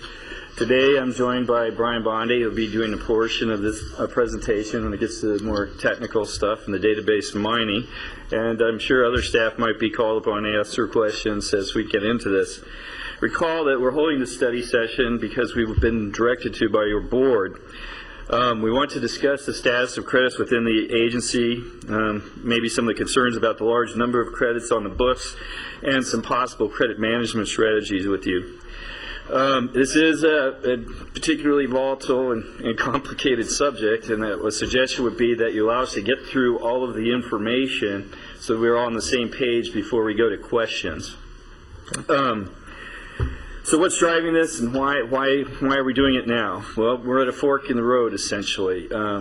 Supplies are decreasing, both locally and regionally, largely statewide, largely due to the environment, fish, delta smelt, and steelhead to be more particularly. And demands on the aquifer continue to increase. You have your board has a choice in addressing this. One is to look for supplemental water, and the other is to continue to advance the mining in the aquifer. And it's been pointed out to us as staff on numerous occasions that under existing policies and guidelines, the ordinance in other words, that increase in mining of the aquifer is allowable. And that's due to a large bank of credits, conservation credits, which we'll distinguish from other credits in a moment, and due to irrigation efficiency, which we'll touch on just tangentially in this discussion. Really, concern has been growing about the sustainability of credits and their use. This concern was probably first raised in the formal way in the 2007 update to the Groundwater Management Plan. We've heard that credits may be akin to Confederate money. There's so many of them that they may not even have any value. We've also heard that pressure's building to put value on them, and we've been approached by some who would propose to buy and sell credits. Another problem is that with the big pile of credits like we have, some pumpers may not feel a need to invest in supplemental water. Credits are perceived as a viable low-cost or no-cost alternative to supplemental water in some cases. So what we hope to do is sound an early warning to your board about this, get our arms around these issues, and determine what, if any, changes need to be made to our current policies. And hopefully that will allow us to progress towards safe fields and basin sustainability. Today, this is the outline we're going to follow. We're going to give you a little bit of background. We're going to frame the issues around credits, discuss their history, discuss balances, discuss types, and then we're going to discuss changes to the agency over the last 2 decades, which may pressure your board to reconsider some aspects of credit. We'll lay out management options, and then we hope to have a healthy discussion in the room about where to go from here. So, by way of beginning the background, I'd like to make sure that your board's aware that there are 2 basic types of credits: storage credits and conservation credits. Recall that credits were first instituted in 1991 after the adoption of Ordinance Number 5. And it was essentially created these 2 types of credits. Storage credits are generated by injecting, percolating, or in lieu deliveries of foreign water, which is basically imported or recycled water, the way we use it here. Examples of this are Cayugas's ASR project, the Aquifer Storage and Recovery Project, and the Good Deed Credit Trust operated by United. It's important to note that storage credits can only be earned through board-approved programs, just like those 2 that I mentioned before. In order to be approved, the operators have to prove that their projects will have no detriment to the aquifer, and they have to come before your board with an agreement on how they're going to operate. So they really are managed storage credits.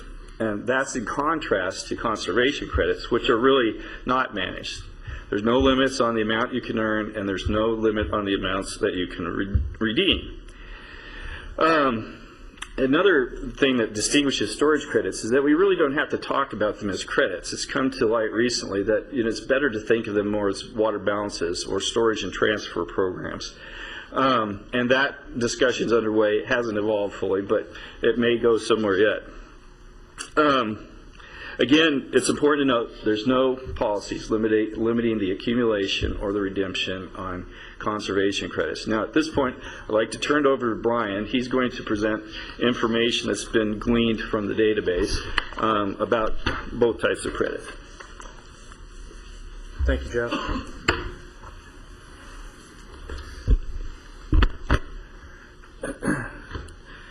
So Jeff explained the different types of credits. This slide shows accounting of those credits. Going across the top, the different types of credits: conservation credits, storage credits, and there's a column for new transfers. We won't get into the details of what that is. It's a special accounting of certain kinds of storage credits. I can explain that further if there's questions. Going down through each category, you see that we have the totals of credits earned. So of all types of credits earned, there's been a total of over 800,000 earned to date. Credits used, or maybe better spoken as redeemed, 118,000 have been redeemed to date. Conservation credits, about 58,000 redeemed, and then storage credits of all kinds, closer to 60,000 there. Balances, these are credits on the books as of the end of last year. Conservation credits, 600,000 on the books available for use. Storage credits, both kinds combined, closer to a little bit over 80,000. Okay. Again, to distinguish, like Jeff said, the redemption of these storage credits are managed through the programs that created them. For that reason, we're not going to talk about them further in this presentation. We're going to focus on the 600,000 conservation credits that are on the books where there are no redemption policies. So the rest of the presentation will be focusing on this this number here, these 600,000 on the books. In terms of how those conservation credits have been used historically, this graph shows the approximate rate of redemption over time. And what you'll see here is that there's a upward trend in that redemption, and lo and behold, that upward trend has some relationship with how the historical allocation reductions have been phased in. That's the line that appeared here showing the first historical allocation phase reduction of 8,000 acre feet. Each one's 5%, or roughly 8,000 acre feet. And as you see, the first one didn't really generate much credit use. After the second one, we started to see more credit use, and then after the third, again, we saw more. The last one took place here in 2010, so there's actually one more. I think that speaks to the trend there and potential causes. Overall, credit use has increased from very little to something on the order of, let's just say, 15 or so thousand. I'm sorry, wrong scale. 5,000 to 8,000 or so per year in more recent years. In terms of the conservation credits that are on the books with operator accounts, where are they located? This exploded pie chart shows just that. The bulk of the credits are in the Oxnard Plain and Pleasant Valley basins, and there's good reason for that. Operators in the Oxnard Plain and Pleasant Valley, some operators have access to supplemental sources of water. United delivers surface water to the plain, and there's the PTP project that also provides water to operators. That's another United project. And those projects have helped reduce pumping in those areas. Now, that's in contrast with the Las Posas basins, which have a relatively small amount of the overall amount of credits. And the reason for that is, of course, that users or operators, growers, folks in those areas have less access to other sources of water. They're more heavily dependent on groundwater. Another way of looking at the conservation credits that are on the books is to show how they're distributed amongst the three types of GMA operators. GMA classifies an operator either as domestic, municipal and industrial, M&I, and agricultural. And what's obvious here is that ag operators hold the most conservation credits. Makes sense. They have more allocation than the other operators, so there's some natural correlation there. They have on the order of a little bit over 400,000 of the 600 that are currently on the books. M&I has about 30%, and domestic has a small number, 2%, 14,000.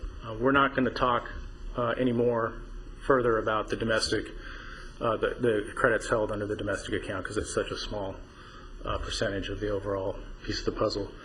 We will discuss further distinguish ag and M&I credits within those groups because they mean different things to different folks within each group, and we'll get into that a little bit more here. So starting with M&I, the pie chart shows a breakdown of M&I credits into three groups: major purveyors, industrial, and then basically everybody else who doesn't fit into those two categories. And when I say major purveyors, what I'm talking about there are cities, large wholesale districts, United, and the larger districts such as waterworks, and I think I mentioned the cities. They hold the lion's share of the M&I credits, just over 2/3. The industrial operators are holding a little bit less than a quarter, and the mutuals and schools, that group, these are domestic mutuals, hold less than 10%. And it's actually a little bit more skewed than that because there's quite a number of these industrial operators that are no longer operating. In other words, the credits are sitting in an inactive account, if you will. So the percentages are actually more on the order of closer to 90% of the M&I credits are with the major purveyors. It's a little bit more skewed than I'm showing here. One thing when we're talking about the major purveyors, again, the cities and districts, is they tend to use their conservation credits as a tool for balancing their water supply and demand across their portfolios, both now and potentially in the future. And one takeaway point is that the current conservation credit policies would allow credits to be used to support future growth. And we've seen that in some of the water supply plan documents that have come across the desk. Switching over to ag.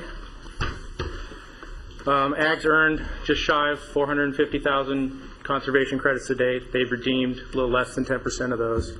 Balance is on the order of 405,000 as of the end of last year. And what we've done is we've broken ag down into two groups. One group consisting of operators who have never used the irrigation efficiency allocation, and the other group consists of the opposite, other folks who've used it at least once. Okay, and you see some patterns when you do that. As a group, the group that's never used the irrigation efficiency, they hold the bulk of conservation credits within the larger ag community of operators. They have over 3/4 of them, 82% there, 330,000. And as a group, the operators who've never used or who have used IE at least once, they have a much smaller amount of credits, only 73,000, less than 20%. We'll look at these in the next slide. So focusing on the first group, the group that hasn't used IE, one question that sort of came up is, well, why do they have so many credits? We hear there's intensification of agriculture. You hear that buzzword. You hear crop rotation, more water-intensive crops. Why are there so many credits? Well, it has to do with supplemental water, other sources of water. Well, what this graph shows is that if you look at a cumulative amount of credits here on the y-axis, and you plot that against the amount of their historical and baseline allocation that they're using, you see kind of a breakpoint here. And what this is telling us is that 90% or so of the credits held by ag operators are held by operators who are using 2/3 or less of their historical allocation. Why is that? In some cases, it has to do with having other sources of water. I mentioned the United's pumping trough pipeline project, the Freeman diversion, and others that have brought other sources of water to these areas, so there's less need to pump groundwater. And Pleasant Valley County Water District is a prime example of that. They take quite a bit of water from United and have been able to significantly reduce their pumping. This is a great benefit to the aquifers and to the agency, so long as the credits that represent that non-usage of groundwater aren't redeemed in any significant way. Some other reasons, we see some of the leaseholder type operators don't necessarily operate every year. Sometimes they go away for a year or two and they come back. We don't profess to understand what their habits are. That appears to be part of it. And of course, thinking back to how the allocations came to be during a very dry period, it just may be a case in some instances that the allocations are maybe over allocated in some cases for current uses. Moving on to that second group of the second group of ag operators, the ones who've used the irrigation efficiency program.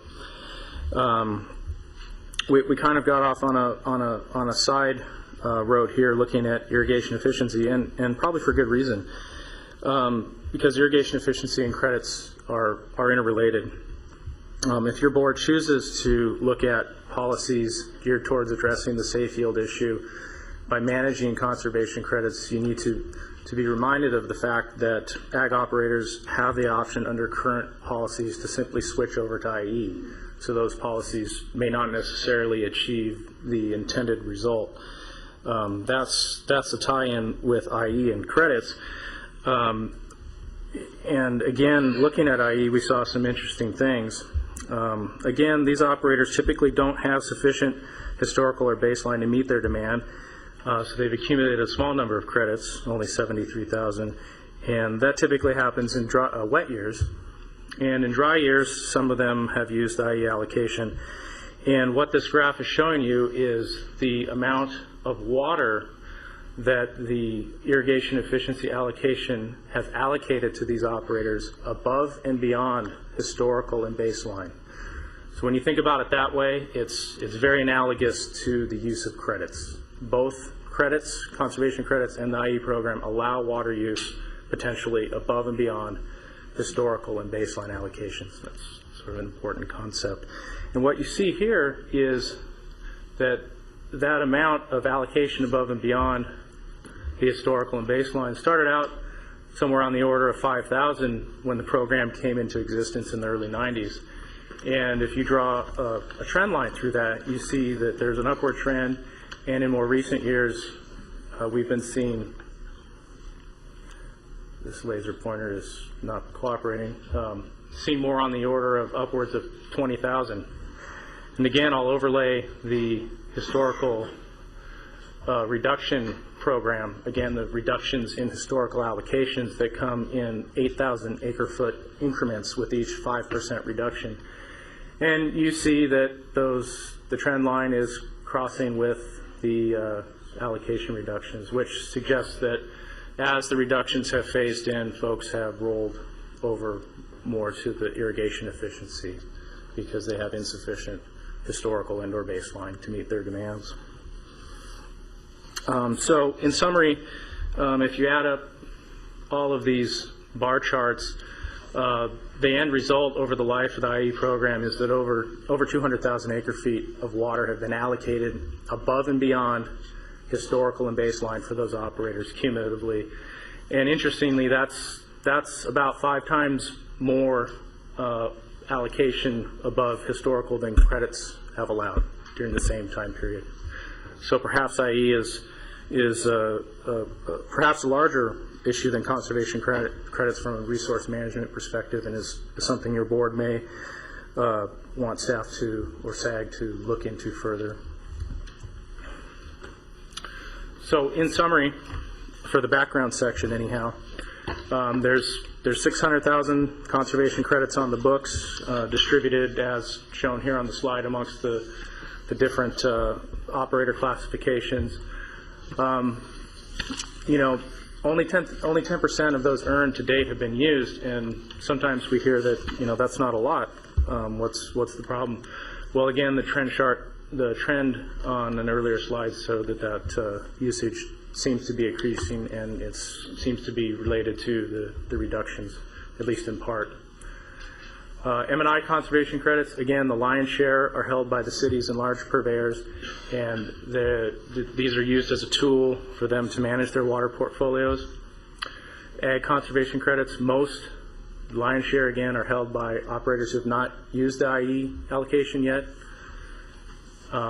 And again, the important point, if credit usage was somehow managed without making changes to the IE program, there could simply be a switch over.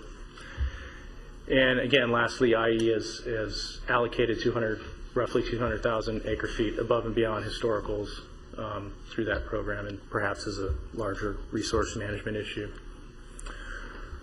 Okay, moving into the second segment of the presentation, the framing of the issues.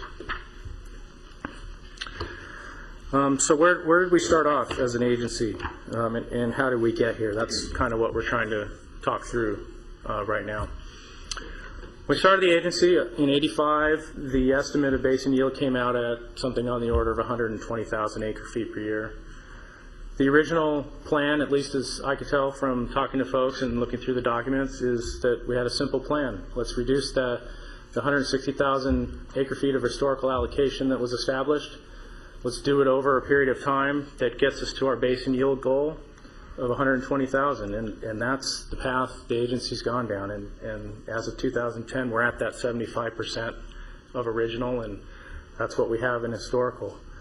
Under the original set of assumptions, conservation credits made a lot of sense. If you're at or working towards adjusting your allocations to something close to the basin yield, then conservation credits anyhow, become a tool for operators to balance their water demand and supply between wet and dry cycles. And again, if you're allocated somewhere approximating your basin yield, over time you shouldn't be accumulating conservation credits. Those wet and dry cycles, the credit usage would balance out, and you would not be accumulating the large bank of credits that we have today. So how did we get to today? Well, the assumptions have changed. First, and one of the larger changes in assumption, of course, was the basin yield estimate. In 2007, with the management plan update, the basin plan, or the basin yield, was recalculated and lowered to 100,000 acre feet per year. So there was the original yield at 120, and you can see that things were looking pretty good. We had a few years above the yield and some years below, and you're balancing, and that looks about where you'd want to be. Well, when you switch it over to the 100, now you kind of see the opposite story. Pretty much every year is above the yield. A few years really close to hitting the yield, but overall most are above. And in fact, what this graph is showing, that happened during a wet period. That's what this upward trend on this cumulative precipitation plot shows. So much different picture than what we had under the original set of assumptions. Environmental issues, endangered species issues in particular, less water. We've all heard my GM, Mike Solomon, get up at the meetings and give updates on how much water is being lost to fish issues along the Santa Clara River with United's projects. This year, the most recent update I've heard anyhow, is that 15,000 acre feet were not taken from the river. And that's water that could have been recharged into the forebay or sent to Pleasant Valley and other parts of the Oxnard Plain to offset pumping. Environmental issues in the Delta, state water cutbacks. Similar thing, less water on the supply side, and that's been coupled with urban growth since the beginning of the agency.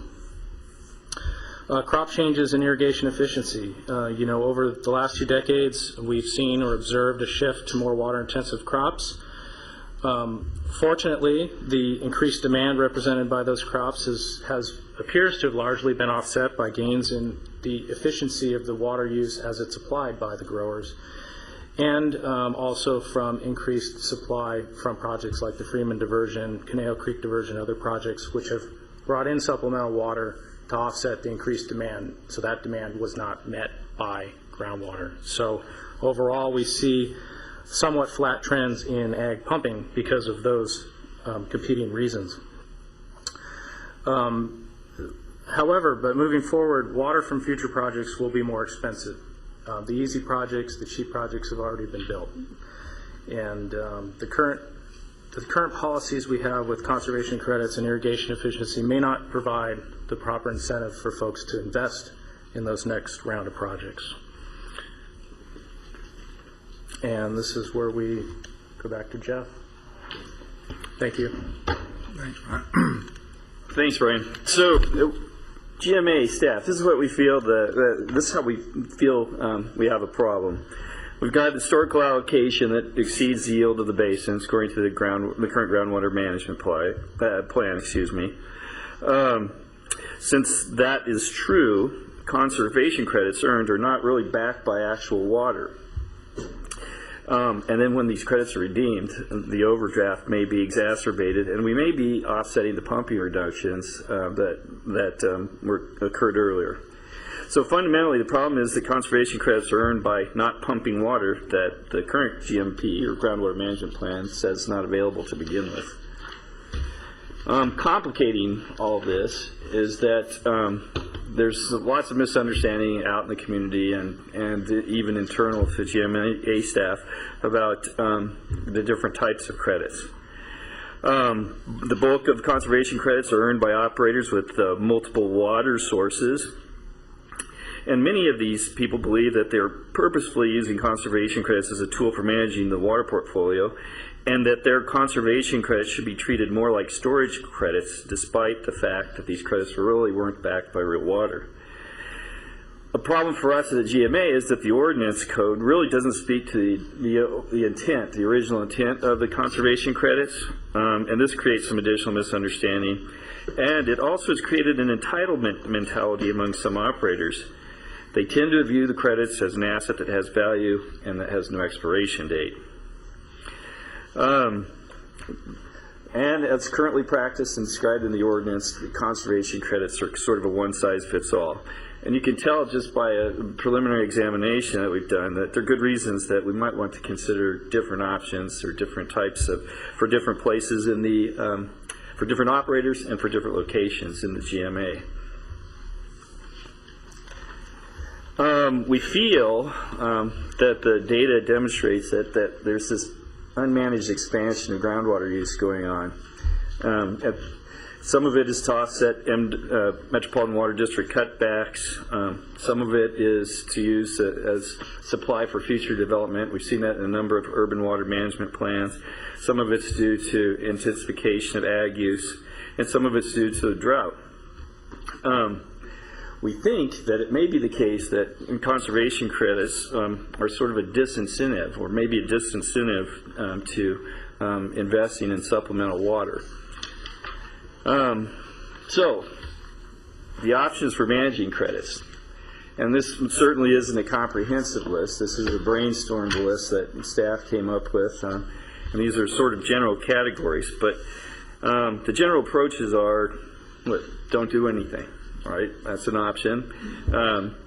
But you probably don't want to wait until it's raining to buy an umbrella.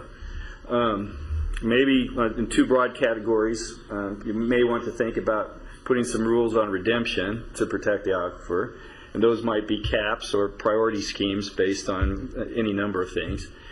And you may want to think about limiting the accumulation of credits, giving them a shelf life, putting caps on the amount you can earn, or just turning them off after a time, saying no more credits for anybody. What they do in the Santa Paula Basin is use a rolling average allocation, and it's not a credit per se, it's unused allocation. They can accumulate unused allocation over a 7-year rolling period, and they can use any or all of that allocation at any time. The reason they use 7 years, as I understand it, is it approximates a wet-dry cycle in the region.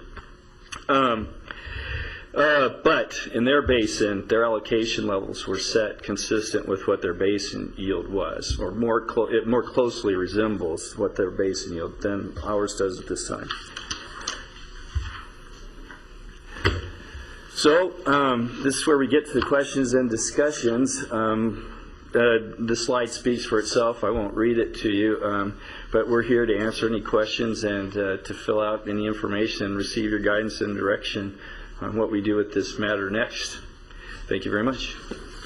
Okay, thanks, Jeff and Brian and staff.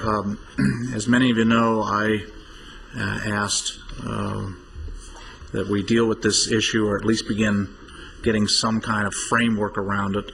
And the intent was not to give you the solution, but to kind of frame the problem. And I think you've done a job in framing the problem. And so at this point, let me ask first members questions.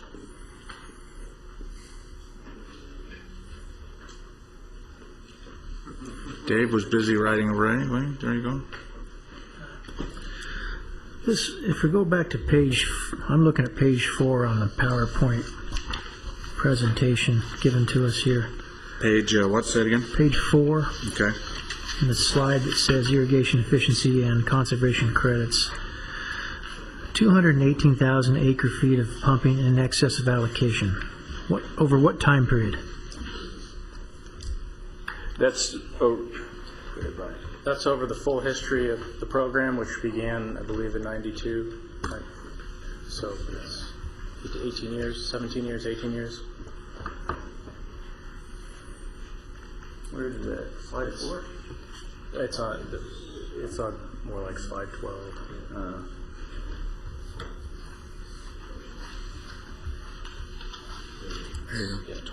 Okay, Dave, does that answer your question? Thank you. Okay. Anybody in the audience comments or questions? Dr. B. Curtis, you might as well come on down. I mean, you know, this is a free for all. Well, I guess I raised the flag first on the management plan, you know, and I've had different thoughts about all of this. I think that when we look at I think one of the questions is, you know, is the yield really as low as 100,000 acre feet? Because that's obviously, you know, if we're pumping above the yield, that's not good. If we're pumping close to the yield, that's a different question. And I think that we have, besides the kind of calculations that were done to come up with a safe yield, we have some direct evidence, and that is that we still have increasing seawater intrusion, unfortunately. We're seeing it continue to come onshore. We're seeing some wells that are going up in chlorides. We're seeing in Pleasant Valley some increasing chlorides in some of their wells that are unrelated to seawater intrusion. So we do have a background problem in here. So I think that, you know, not doing anything about it and kind of letting the status quo go is not going to get us there. There's so many options to get us there. I think we're going to be talking about it for a while. But my perspective is that, and Jeff and Brian brought this up too, is I think we have to realize that the way it's set up right now is not real water, and we need to get back somehow to real water. At the same time, however, I don't think we can tell people that, you know, they're going to have to pump, you know, considerably less than what they do now without having supplemental water options. So I think that really what we do goes in hand with bringing in supplemental water. And I think one of the unintended consequences we don't want, that Jeff mentioned in here, was we don't want a disincentive of people not using supplemental water. We want actually the GMA policies to be supportive of supplemental water. I mean, Orange County did it in a big way. They just said, okay, our cost of supplemental water is X, everybody pays for their water, even if they're pumping from their own wells, that amount, and so there's no incentive not to do supplemental water. Well, that was kind of drastic, and it was a lot of it was M&I at the time. I'm not suggesting that, but I think we need something in which supplemental water is not disincentivized. And right now it hasn't been. I don't see that's happened. I think people have done a very good job of, even if their supplemental water costs a little bit more than what their groundwater would cost, they've done the right thing and taken the supplemental water. That may be put to the test, however, in future projects where the cost of that supplemental water is going to be higher. And so we may have to rethink. We may actually have to make that incentive to do supplemental water. So I think that kind of frames this whole thing. I think we have to do something. It's not going to be telling people they can't grow their crops. I think we all agree on that. It's going to be, how do we make this supplemental water work within the framework of the GMA and get some of these projects done as well. Okay, thank you. Curtis.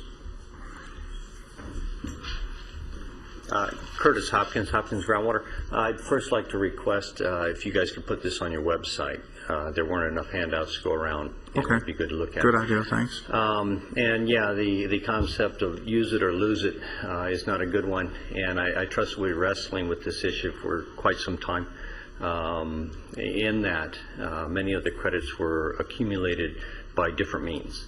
And so I think that as you go through this, the lumping, it'll sort out a lot better because the concept that it's not real water, I would have to disagree with.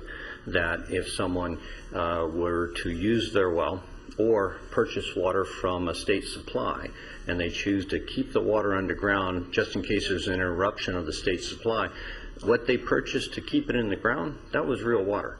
So whether they use the groundwater or use the other one, it was a conscious decision. So again, I think we'll continue to wrestle with this and put it in a better, if you would, framework of what was accumulated because of the, if you recall, you used to have to apply to get a conservation credit, and then it became automatic.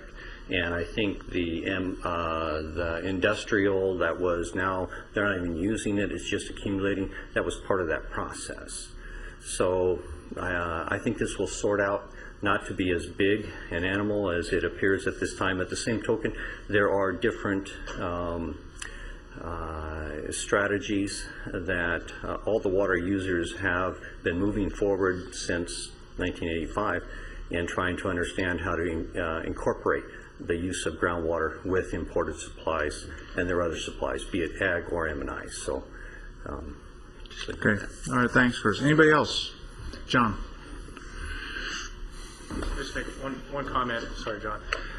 Curtis brought up a good point. It's something that we neglected to put in the presentation. The concept of operator accounts that have credits that are inactive. We've actually looked at that. If you look at accounts that have had zero reported pumping or no activity at all for 5 years or more, about 150,000 credits are in those accounts. So roughly a quarter of that 600,000 conservation credits that I showed on the books are in these accounts that, from all intents and purposes, appear to be no longer active, just for perspective. Okay. John. Good afternoon. John Matthews, Pleasant Valley County Water District. First of all, I appreciate staff's setting this up and you give us an opportunity to comment on this. Obviously today, no action is going to be taken, and I think Chair Mulhart, you'll recognize that this is probably going to be a slow process, even though you've rolled it out and you think you're going to have a lot of comments. I thought we'd have an answer in 20 minutes, but I guess that's not going to happen. It takes time for people to digest What's wrong things. with me? And I don't mean to get up here and nitpick this, but I want to just make a couple comments. And as this goes on, as it evolves into a little bit greater discussion, or a discussion with a few more bones and flesh to it, have comments along those times. One thing I think that was interesting in Brian's slides was that if you and I'm talking to Chair Mulhart right now, 20 years ago, we put this together, had said that during this time frame only 10% ever of the ag credits would have been used during a 20-year period, I think we would have said there's no way. There would have been a lot more used than that. Yeah, I think so. And so, I hate to get into this situation where we start bashing credits. It served well. I mean, there's no question about it. Again, I would have been flabbergasted if you told me in 1990 that we'd only use 10% of the credits to smooth that dry, wet period over. And so I think the credits have served usage, and I think they still do. The other thing is, you look at that particular slide. When I first discussed that slide with Brian, my concern was a while back, we were all talking about, gee, we ought to get everybody on ag efficiency. Now, if a person came to this meeting for the first time, they'd say, get everybody off ag efficiency. They're using too many credits. Sometimes you get numbers and you get things and you come to conclusions that when you scratch your head and take a deep breath, you say, well, maybe that's not right. That particular slide to me would suggest that people that are on ag efficiency are using too many credits. They're pumping too much water. I don't think that's the case, but that's what that would show if you just read it. The other thing, we have slides up there, we have little bar graphs, and there's a line there, and you say, well, that part right over there is a dry period, and that part over there is a wet period. I can't see those. You guys may be able to see that from up there, but I can't. When you say that was a wet period, that's why we were below the line. You know what my eyes see? They see the stuff that's above the line. And you know what I say? That was a dry period. That was the whole purpose for credits. You're going to have some times where you redeem credits. You're going to be above the line. You're going to have some wet periods where you're below the line. And that's just the way it works. I appreciate Steve's comments about the disincentive. I agree with Jeff that there's some truth to that. But again, my experience, and I know many of you up there, the experience have been, for example, the one that Frank Royer talked about earlier today, the Canal Creek project. That looked like a turkey when you looked at it first, because the cost of water to Pleasant Valley to get that project in was twice, almost 3 times what we were paying for that water, for our pumped water. But we decided to do it anyway. Now you can say, gee, it was foresight, you can say it's luck, you can say whatever. But there are projects, I think the Great Project is one now, where the water is going to cost more to the ag community. And I don't think we need a bigger club over our head, say take all the credits away to get us to do that. We know we need more water brought in. I'm not worried about the credits. I wish Rob Saperstein was here because he and I agree on this. I think the credits is a red herring. I mean, we need to get more water into the area. You know, we can't put 1 drop more water on PV's district right now almost. We use, I've told you in the past, almost every inch of our district is farmed. Our water usage has stayed so consistent for the last, 30 years that I don't see it changing much. Yeah, there'll be some crop change. There may be some additional water usage there, but it's not this dramatic, hundreds of thousands of credits that people are getting in the room and scared about at night and just worried like, gee, one of these days Pleasant Valley or the city of Oxnard or somebody else is going to run in and say, I want all my credits right now. Give them to me. We don't have any place to put the water. There's no place to put it. We need to get more water in there because we'd like to get completely off our wells. But that's going to take some time to do. Thanks for listening to me. Any questions? Thanks, John. Anybody else have any comments? Mike. Mike, hold on a second. Okay, Mike. Mike Solomon, United Water. A couple of things. The environmental issue, the 15,000 that Brian brought up, I just want to remind all of you, that's not the bottom line. All he was talking about is the diversions at the Freeman diversion.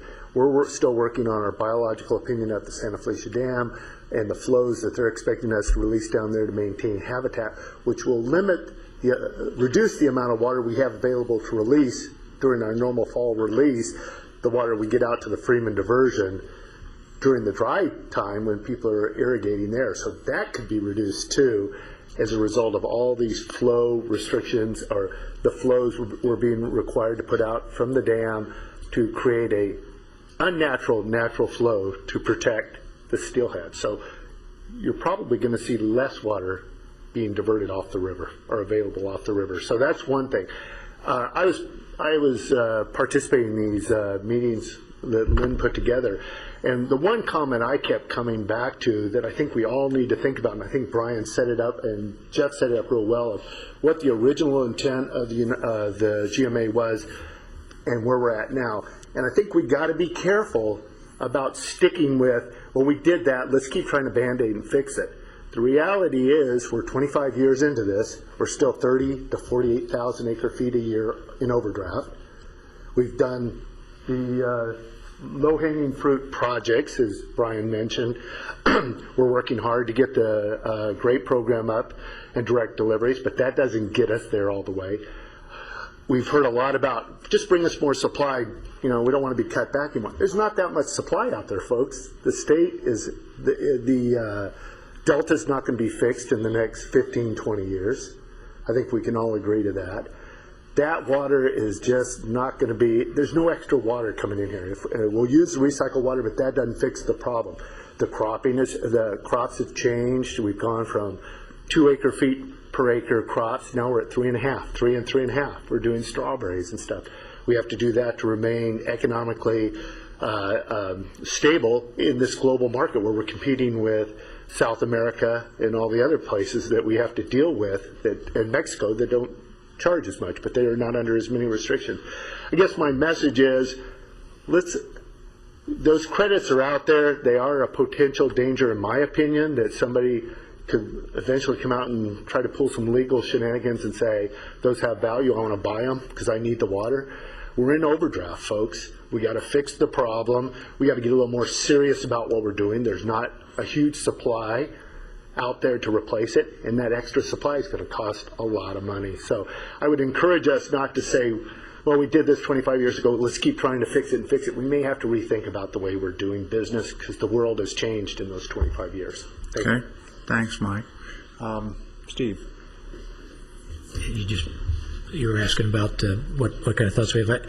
I just have a few of these. One, you guys have been working at this for a long time, and so I am anxious to sort of make sure I keep understanding the history of that. But overall, you can't solve a problem if you don't have an accurate picture of what it is. And I know some of the best minds working in businesses that are trying to solve problems say if it all comes down to that initial assessment, you've got to get off on the right foot.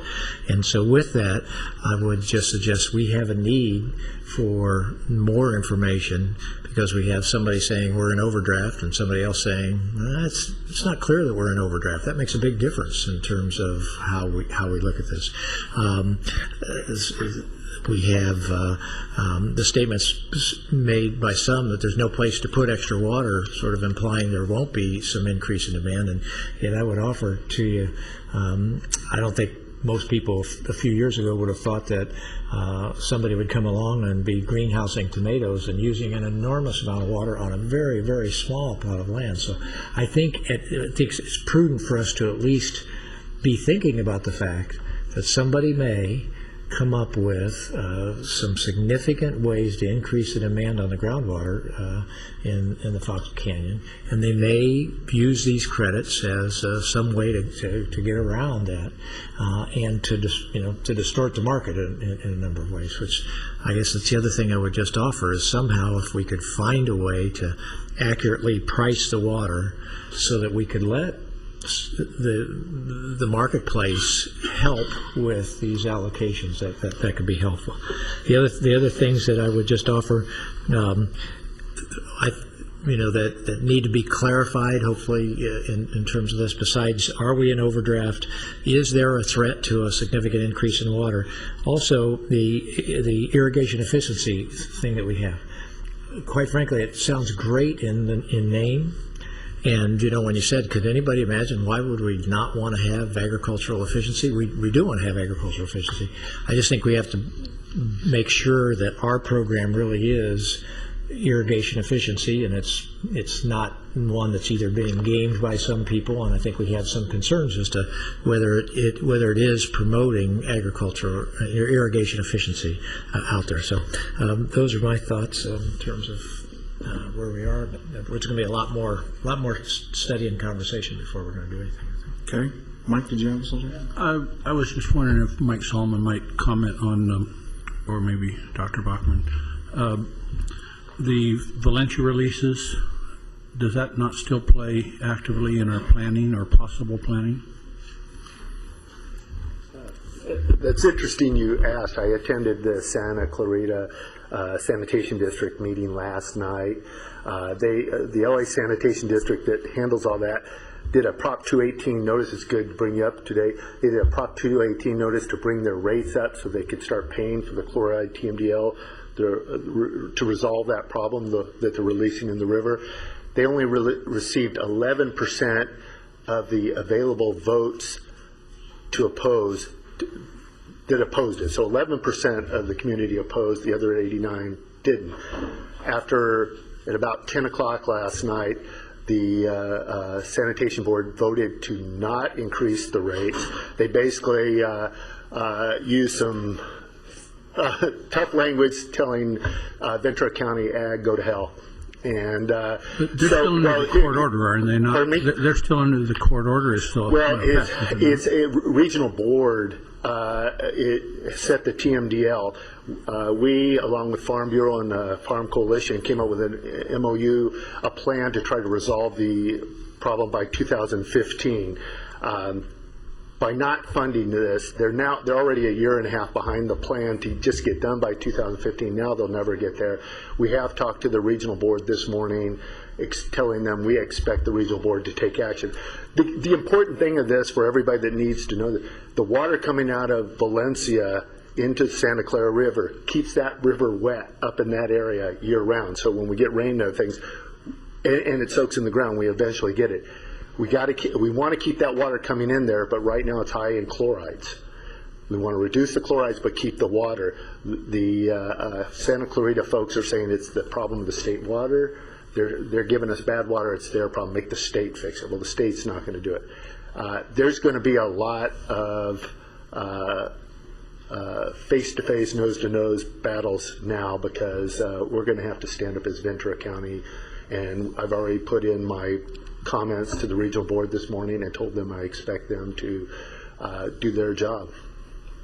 So the popular press over there, I don't know if you read the paper that is in that area, but it kind of was chiding the local agency because the end point is they're damn well going to have to do it, was what is what the popular press was saying, and that's where I thought it was a court order too. Well, no, the TMDL, the regional boards require them, otherwise they can't discharge the water, and if they don't fix the problem, they won't be able to discharge, and then what do they do with their water, or they get penalties. So there's a huge problem there, but the message was really clear to them that there were penalties that were going to be laid on them if they didn't do this.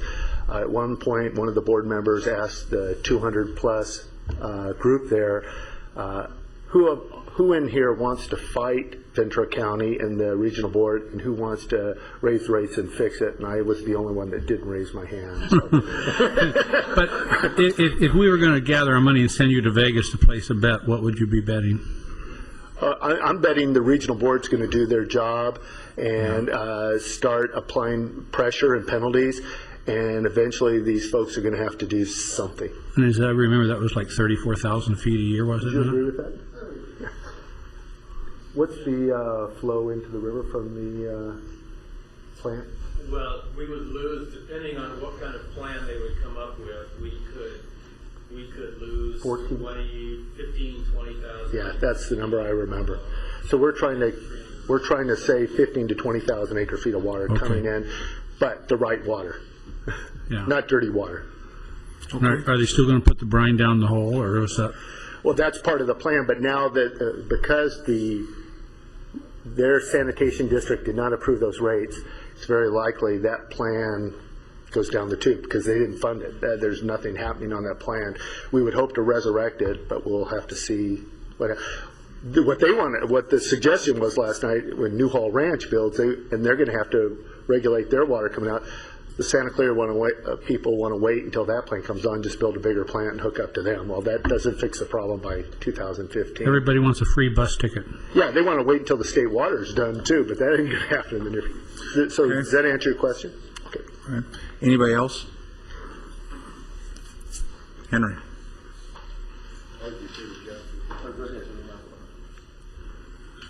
Henry Gromlich, Cayugas Municipal Water District. First, I'd like to compliment staff on the presentation. We've talked about credits many times in the past, and I think this is a very clear and careful analysis that kind of frames the issues for us all. And so I feel that they did a very good job on that. And then I would like to build a little bit upon Mike Solomon's comments in terms of the peculiarity within the GMA of all the different types of problems that we have that all touch and intersect on this larger question of credits. The water quality and quantity that's coming from Santa Clarita has now become part of the water balance on the Santa Clara River, and trying to figure out how best to use that with local resources is a very particular and basin-specific problem. Similarly, seawater intrusion along the coast.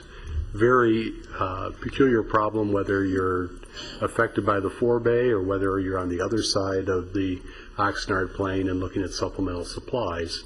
And certainly within the Las Posas Valley, we have, again, a unique configuration of a storage facility for imported water, saline water coming from inland, not from the ocean, and a smaller supply of high-quality confined aquifer water. So part of what confounds the credit problems right now was the attempt to make a overarching approach that was going to be applicable throughout the GMA. And as I think we move forward and with due deliberation, I think you'll find that trying to develop basin-specific plans and trying to find what is the proper scale in different parts of the GMA to manage the problem is going to be key to resolving the credit problem. And I guess I would echo some of the comments made earlier by John Matthews in terms of one of the most precious things that we have going for us in the GMA has been our ability to cooperate and resolve these problems through consensus. And I would hate to see a hasty blowing up of the credit issue as one that might set back that consensus building. And I think we can, in some ways, leave some of these issues, just let them lie as we move forward and begin to form the more positive solutions in terms of providing incentives to invest in supplemental water. Thank you. Okay. My experience over the years at the GMA is we are so slow in doing what we do. Blowing up the situation, I think, is the last thing we do. Trust me. Furthermore, and I thought that was a joke he was telling us. Don't be hasty. I have blown up things in real life, and we're not blowing this one up. It just doesn't work that way. So. Furthermore, Mr. Chairman, you really don't look like Arnold Schwarzenegger. Oh, thanks. Yeah. You know what's interesting, and John said it. He and I sat at a whole bunch of meetings when we created Ordinance 5, and there are over the years there's issues we agree on and there's issues we don't agree on, and this is one of those issues. We're not totally in agreement, but somehow we created Ordinance 5 in the process. So my recollection may not be John's recollection, and I will allow John or defer to John if he says, no, Lynn, that's not what we did. But, you know, it's interesting, when Columbus stood on the shores and he pointed to the west, his best guess was just around the corner was something else, and he sold the Queen on building a boat, and the whole world said, wow, this is fantastic. Well, I'm not saying that our understanding of the aquifer back when we created Ordinance 5 was equivalent to Columbus pointing west, but it was the best estimate we had at the time based on the information we had at the time. The USGS at that time had not done its initial analysis, which showed us that a lot of the assumptions we made when we created Ordinance 5 were fundamentally wrong. We started a usage of 160,000 acre feet. We said safe yield is 120. I remember John Flynn in the middle of the drought telling me we got to do something immediately and have a moratorium. And I said to John, we're not going to do the rash behavior that Metropolitan did and others did, we're going to think our way through this. And we came up with 120,000 acre feet. Now you move forward to where we are today, and we have a much better view of the world as we really understand it. And I have great respect for the GMA staff and the things they do, and the United staff, and the technology that we have today, and the USGS work, and even the outside consultants like Curtis and others have challenged us all to make sure that our understanding of the aquifer is correct. And in that analysis, we created a management plan, and that management plan says the best guess number right now is 100,000 acre feet. I remember when we passed Ordinance 5 and we got to 120,000 acre feet, I remember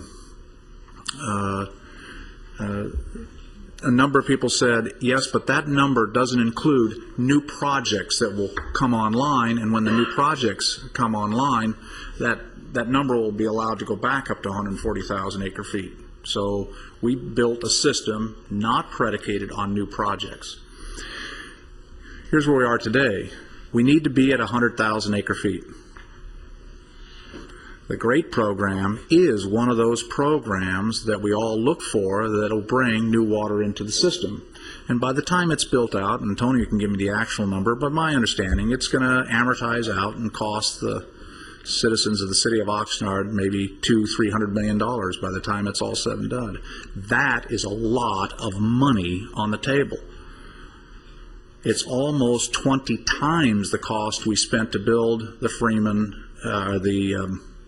San Felice Dam. It's 10 times the cost we spent to build the Freeman diversion. The price tag is going up, it's not going down. So when somebody says, you know, we need to spend money to bring in new water, $320 million is a big number, and the city of Camarillo is going to spend a lot of money, and folks up there on the water in your area are going to spend a lot of money to clean that up. If you take the yield out of just the GREAT program, if you take the yield out of the GREAT program at 28,000 acre feet when it's all said and done, as I understand it, the city of Oxnard is going to use about 14 of that and leave 14 back into the system. That 14 today is wiped out by the Bugs and Bunny people because it's now going to the ocean. We didn't gain a thing.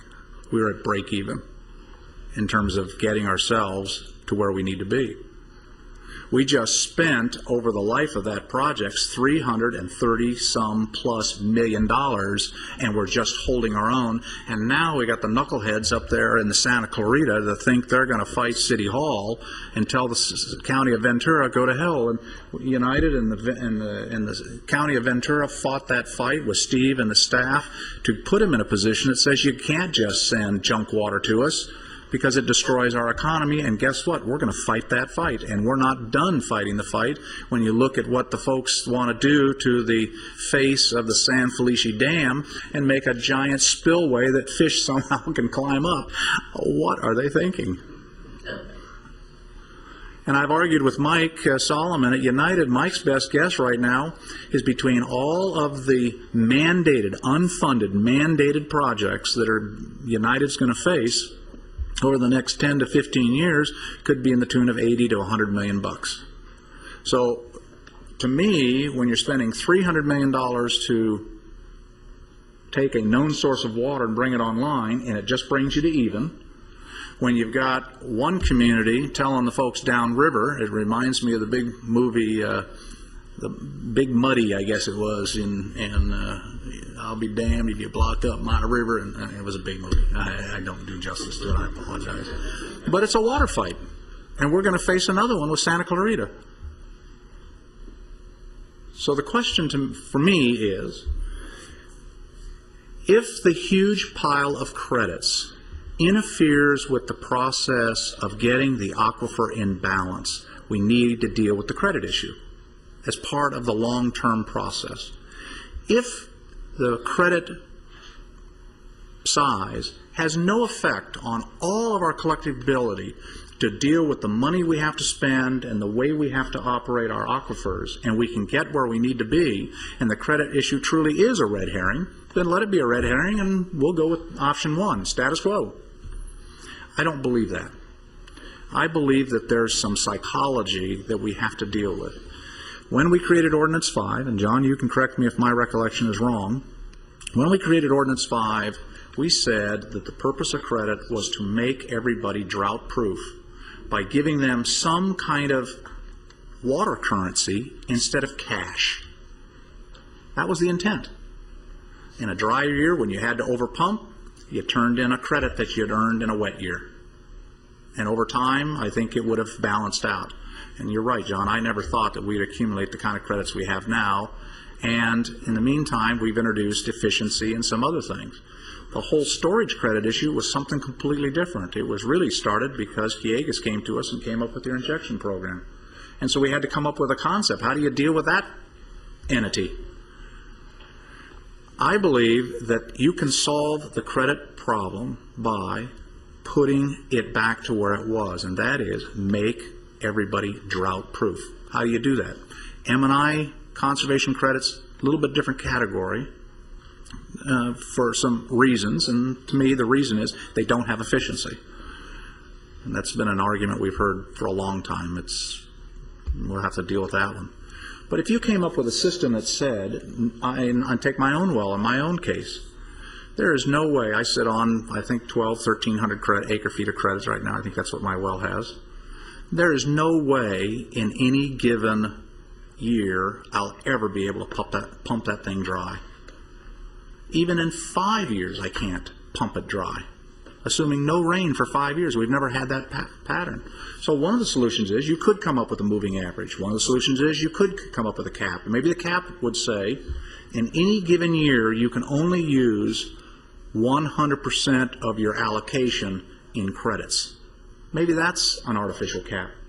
But somewhere along the line, if we don't have, I believe, some form of regulation to define what the credit was really intended for, to get our handle around that, all the other work for all the other money we have to spend, it's an escape clause, and I have concerns about that. If people can guarantee me personally that the red herring will never raise its head to be a real issue, then I'd say, okay, let it die.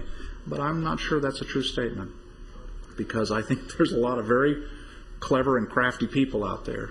And what really, for me, brought it to the forefront is the issue we had to deal with a major nursery grower.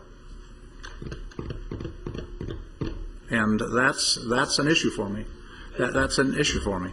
So I guess from my perspective, I think the issue needs to be dealt with. I think it needs to be debated. We're not going to blow it up.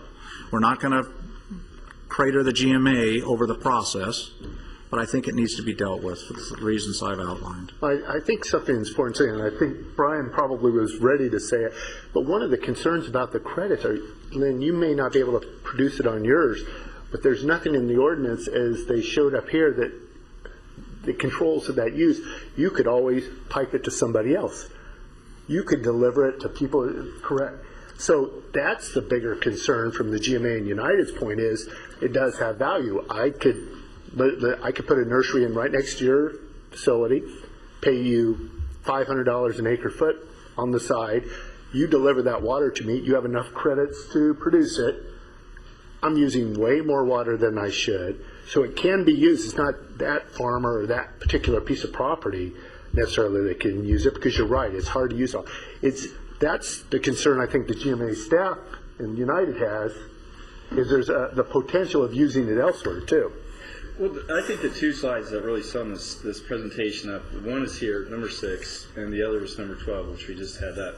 Without any of the Machiavellian kind of scenarios that we all have heard described, what you can see clearly here is that you put a trend line through this, it's sloping up. And we didn't fit this one, we probably should have, but the trend on this would say that right now, on an average basis, that we're using about 5,000 extra acre-feet of water through credits. Doesn't seem like a big number, but it's trending up. And without, just taking the macrocosm, not worrying about individual gamesmanship or any of that other stuff, that's kind of hard to argue with, and that's a 20-year period. And then fast forward to this one, which we did fit a trend line through, and the trend line says you're somewhere around that 15, closer to 20. You're reading so between the two of them, you've eaten up 25,000 acre-feet of water that wouldn't have been eaten up otherwise, while you've reduced pumping by 32. So really, you've only reduced pumping by about 7,000 from the original. I mean, that's the net effect. And that really is what we're talking about, trends and trying to give you early warning so that if you decide that it is raining, we can start, or that it's going to rain, we can start to buy umbrellas. So but that really is where we're coming from with that. You know, originally the red herring comments started to come at us when we were new at this and we were looking at the books. We said, "Oh, did anybody realize we had 700,000 or 800,000 credits on the books? Does everybody realize that we got 100,000 bars of gold, and we printed enough money for 800,000 bars of gold?" And that is a red herring. Nobody's going to make a run on the bank like that. Absolutely not. We don't even think so. But this data, I think, demonstrates irrefutably, over a 20-year period, trends are up. And there's some point your board's going to have to wrestle with this issue. I still think we need to be concerned with the gamemanship. It can happen, and there's potential. But one thing I wanted to add, too, for a comment that Lynn made. Yeah, we're looking at spending about 80 to 100 million in the next 10 years on mandated projects. I want to remind all of you, and I think I've said before, that 100 million results in less water than we have now. We're going to spend all that and have less water available because we're going to build these projects, do these things, and it results in not one more bit of water. It provides water for the environment only and reduces the amount we have available to you. So you got to keep that as part of this scenario too. Higher cost water, but less available. Mr. Chair? Yeah. I'm going to have to leave to get to my city council meeting. I hope we continue the discussion, and I hope we continue it after this meeting ends. Okay, thank you very much. Curtis, real quick. And, Mike. Yeah, again, your process, I agree. You're not going to go anywhere fast. But unlike what occurred after 9/11, everybody had to be treated the same at the airport. I think it's your obligation to profile in this case, and that all credits are not the same, and that there are many agricultural and M&I users who have been very responsible in conserving water, and that's a good thing. And that they have not been gaming the system using irrigation efficiency when it's dry and conserving credits when it's wet. They don't have other surface supplies, so they're confined to the groundwater. They've been responsible users in the agency, and so I think that you're going to, as you go forward, wanting to look at this in far more detail and do profile and understand why some of them have either credits accruing by automatic accounting or other means accruing because the community that supports United Water Conservation's efforts.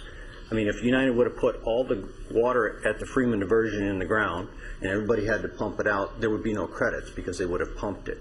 But they now send that water through a pipeline and it offsets water. Well, again, there are so many different circumstances that these credits have been accrued under. But to throw everybody in the same boat, I think, would be a mistake because there are so many people that have been ag and M&I trying to be responsible. Yeah, you're addressing the fact it's a complicated issue. Yeah, Mike, you have a comment? Yeah, Jeff, if I could ask you, perhaps I've been reading this chart wrong.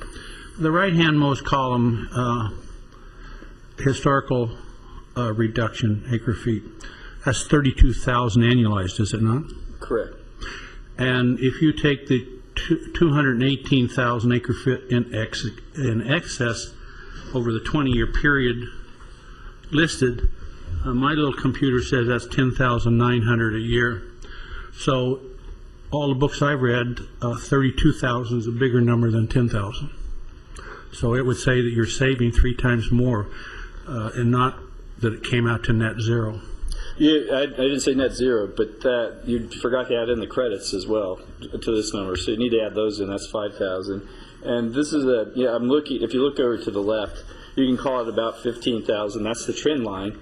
That is fitted through the data points. And all we're saying is you need to be careful. Well, but that's trending up. But that that was used for makeup for some of the decrease in the allocation. That's correct. But those were particular people who were actually pumping. The issue that's a question is all the credits that exist, someone quickly being able to use them all in 1 year, which we've back and forth of whether that is feasibly possible or not. But in actual harm, I think that's less harm than you've attempted to demonstrate. It just, 10,000 a year is not equal to 32,000 a year savings. I'm not sure what you're saying, but what we're saying is you got to be careful. You're losing the reductions because you've got increase in efficiency use, you've got increase in credit usage. It's all trending upward. So at some point, and I don't know when that point will be, but at some point they may be zero. We don't know. We're giving you early warning and saying you probably need to start looking at this. And I don't disagree with anything that's been said before. Complicated issue, all sorts of information piled together here, not disaggregated. It's going to take a while to get through it, but traditionally, this has been the third rail. Nobody wants to touch the darn thing. So, which is why I came here, put the target on my back, and said, "What do you want to do?" And that's essentially what this presentation is about. But I think, as Rob Saperstein was pointing out, and I guess I agree with John Matthews that if Rob was here, he might put a little better spin on it. But the problem is, somebody just stepping in and using a great big amount in a small space, and that was why I've been advocating maybe a cap on total use. And obviously, some of my closest friends are, property rights believers and think that's wrong. But we have to have some way to keep somebody from taking, 20, 30 acre feet, even if you were going to raise a fish farm. I don't think that even in the data that we saw that with somebody making these huge runs. I think it's just an upward trend, and the upward trend, if it were to continue, is probably not sustainable. Well, that's true, but the upward trend, don't forget, if it's annualized, it's only 10,000 feet. 10,000 feet a year over 20 years is 200,000 feet. I'm watching the clock. We've been discussing this now for about an hour and 10 minutes. Is there anybody out there have a burning desire to say something? Okay, if it's not a burning desire, does anybody have a desire to say anything? John, you're falling asleep. I mean, it can't be that boring, right? You want to say anything? Okay. What's that? Yeah, well, I just flew in from Belfast yesterday, so I need to fall asleep. But anyway, I have a question for yes, sir. For Jeff. It's been stated a few times that the danger of being credits could be moved or traded or even sold. And does the ordinance allow for that? It was my understanding that credits were not transferable; they stayed with the operator of the well. The ordinance allows for it if your board approves it, and it's subject to certain conditions. But what I think everybody's talking about is there are hidden mechanisms for that, where we don't have to come and see your board if there's an allocation transfer, for example. Recently, we were approached by somebody who wanted to transfer an allocation. The allocation transfer would have brought somebody else who didn't have an allocation enough water to avoid penalties. Meanwhile, these people are pumping on their credits. So there was an indirect market created for credits, and of course we said no to that, and you're going to have to talk to the board, and you've yet to hear that one. But that's one of the indirect routes. Then Mike was describing another one, and I think Chair Malhart talked about what went on when we were dealing with a pumper on the Oxnard Plain when he started trying to buy allocation from his neighbor so his neighbor could use credits to pump on. So that's the kind of stuff we see. If somebody's above board comes in and says, we want to do this credit transfer, your board has approved that. So allocation is transferable or sellable. Credits are not. That's correct. I do have one other. I'm going to have to read the ordinance because I can't remember all the nuances of terminology. I would just offer this to try and frame it. Water is going to become more and more precious in Southern California. And as it does, it's hard for me to believe that the credits aren't going to find more and more people trying to find creative ways to manipulate that, particularly if that water is priced much less than what imported water is going to eventually cost. So I think it's really prudent for Chair Malhart to try to push us to at least make sure we understand what we have there. But at the same time, I think the and Brian and I were having this discussion this morning, the carbon footprint of some of the solutions to increase availability of previously unusable water really is getting to be not any worse than the carbon footprint of maybe delivering the good water that we've been getting. So they're talking about the cost of pushing it over to Hatchepies and stuff. So I would just, part of what I would hope to encourage us to think about, I know some people found trouble with the word new water, but a reclaimed sewer water is being claimed by some people to call new water. But the cost per acre foot of that water in the end, in a carbon term, is not really any worse than some other possibilities. And so anything we can do to improve our use of local water might help keep us from having to rely on foreign sources. You know, it's better off to use something from your own backyard instead of trying to steal your neighbor's.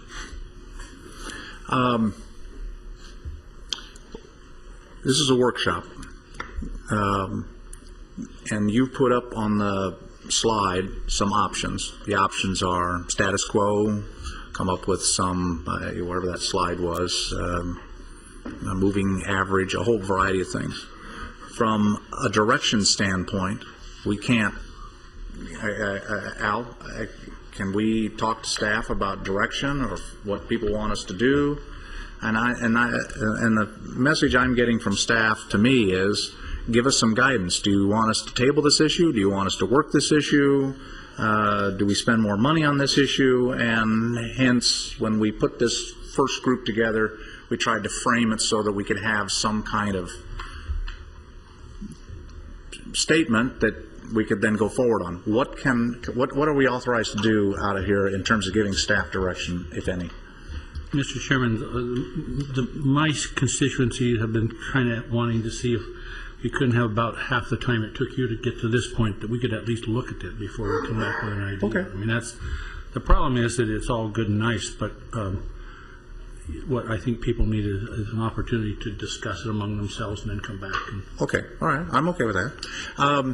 I think what we need to do then, from that standpoint, maybe what we need to do is in the September meeting, put in a little item for staff direction following the workshop, and that will be the forum that we'll use. That gives everybody a bunch of time to think about it and give us some guidance on, do we table this issue, do we move it forward, blah, blah, blah, blah, and people a chance to think about it. Okay? And I would, this is what the group kind of came up with as possible options. There may be more options out there. And on the other hand, the consensus might be that it's status quo and we don't deal any more on it. But the issue I'm getting from staff is we want to spend our staff money wisely, and if we're spending time on this, do they keep doing that?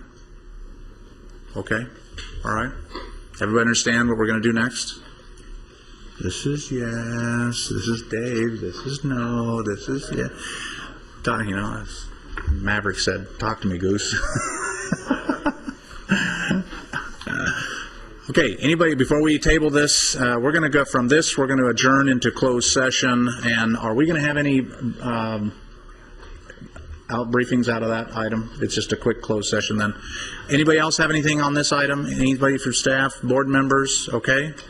Very good. All right. This workshop is closed. This meeting is adjourned to closed session to reconvene for no out briefing.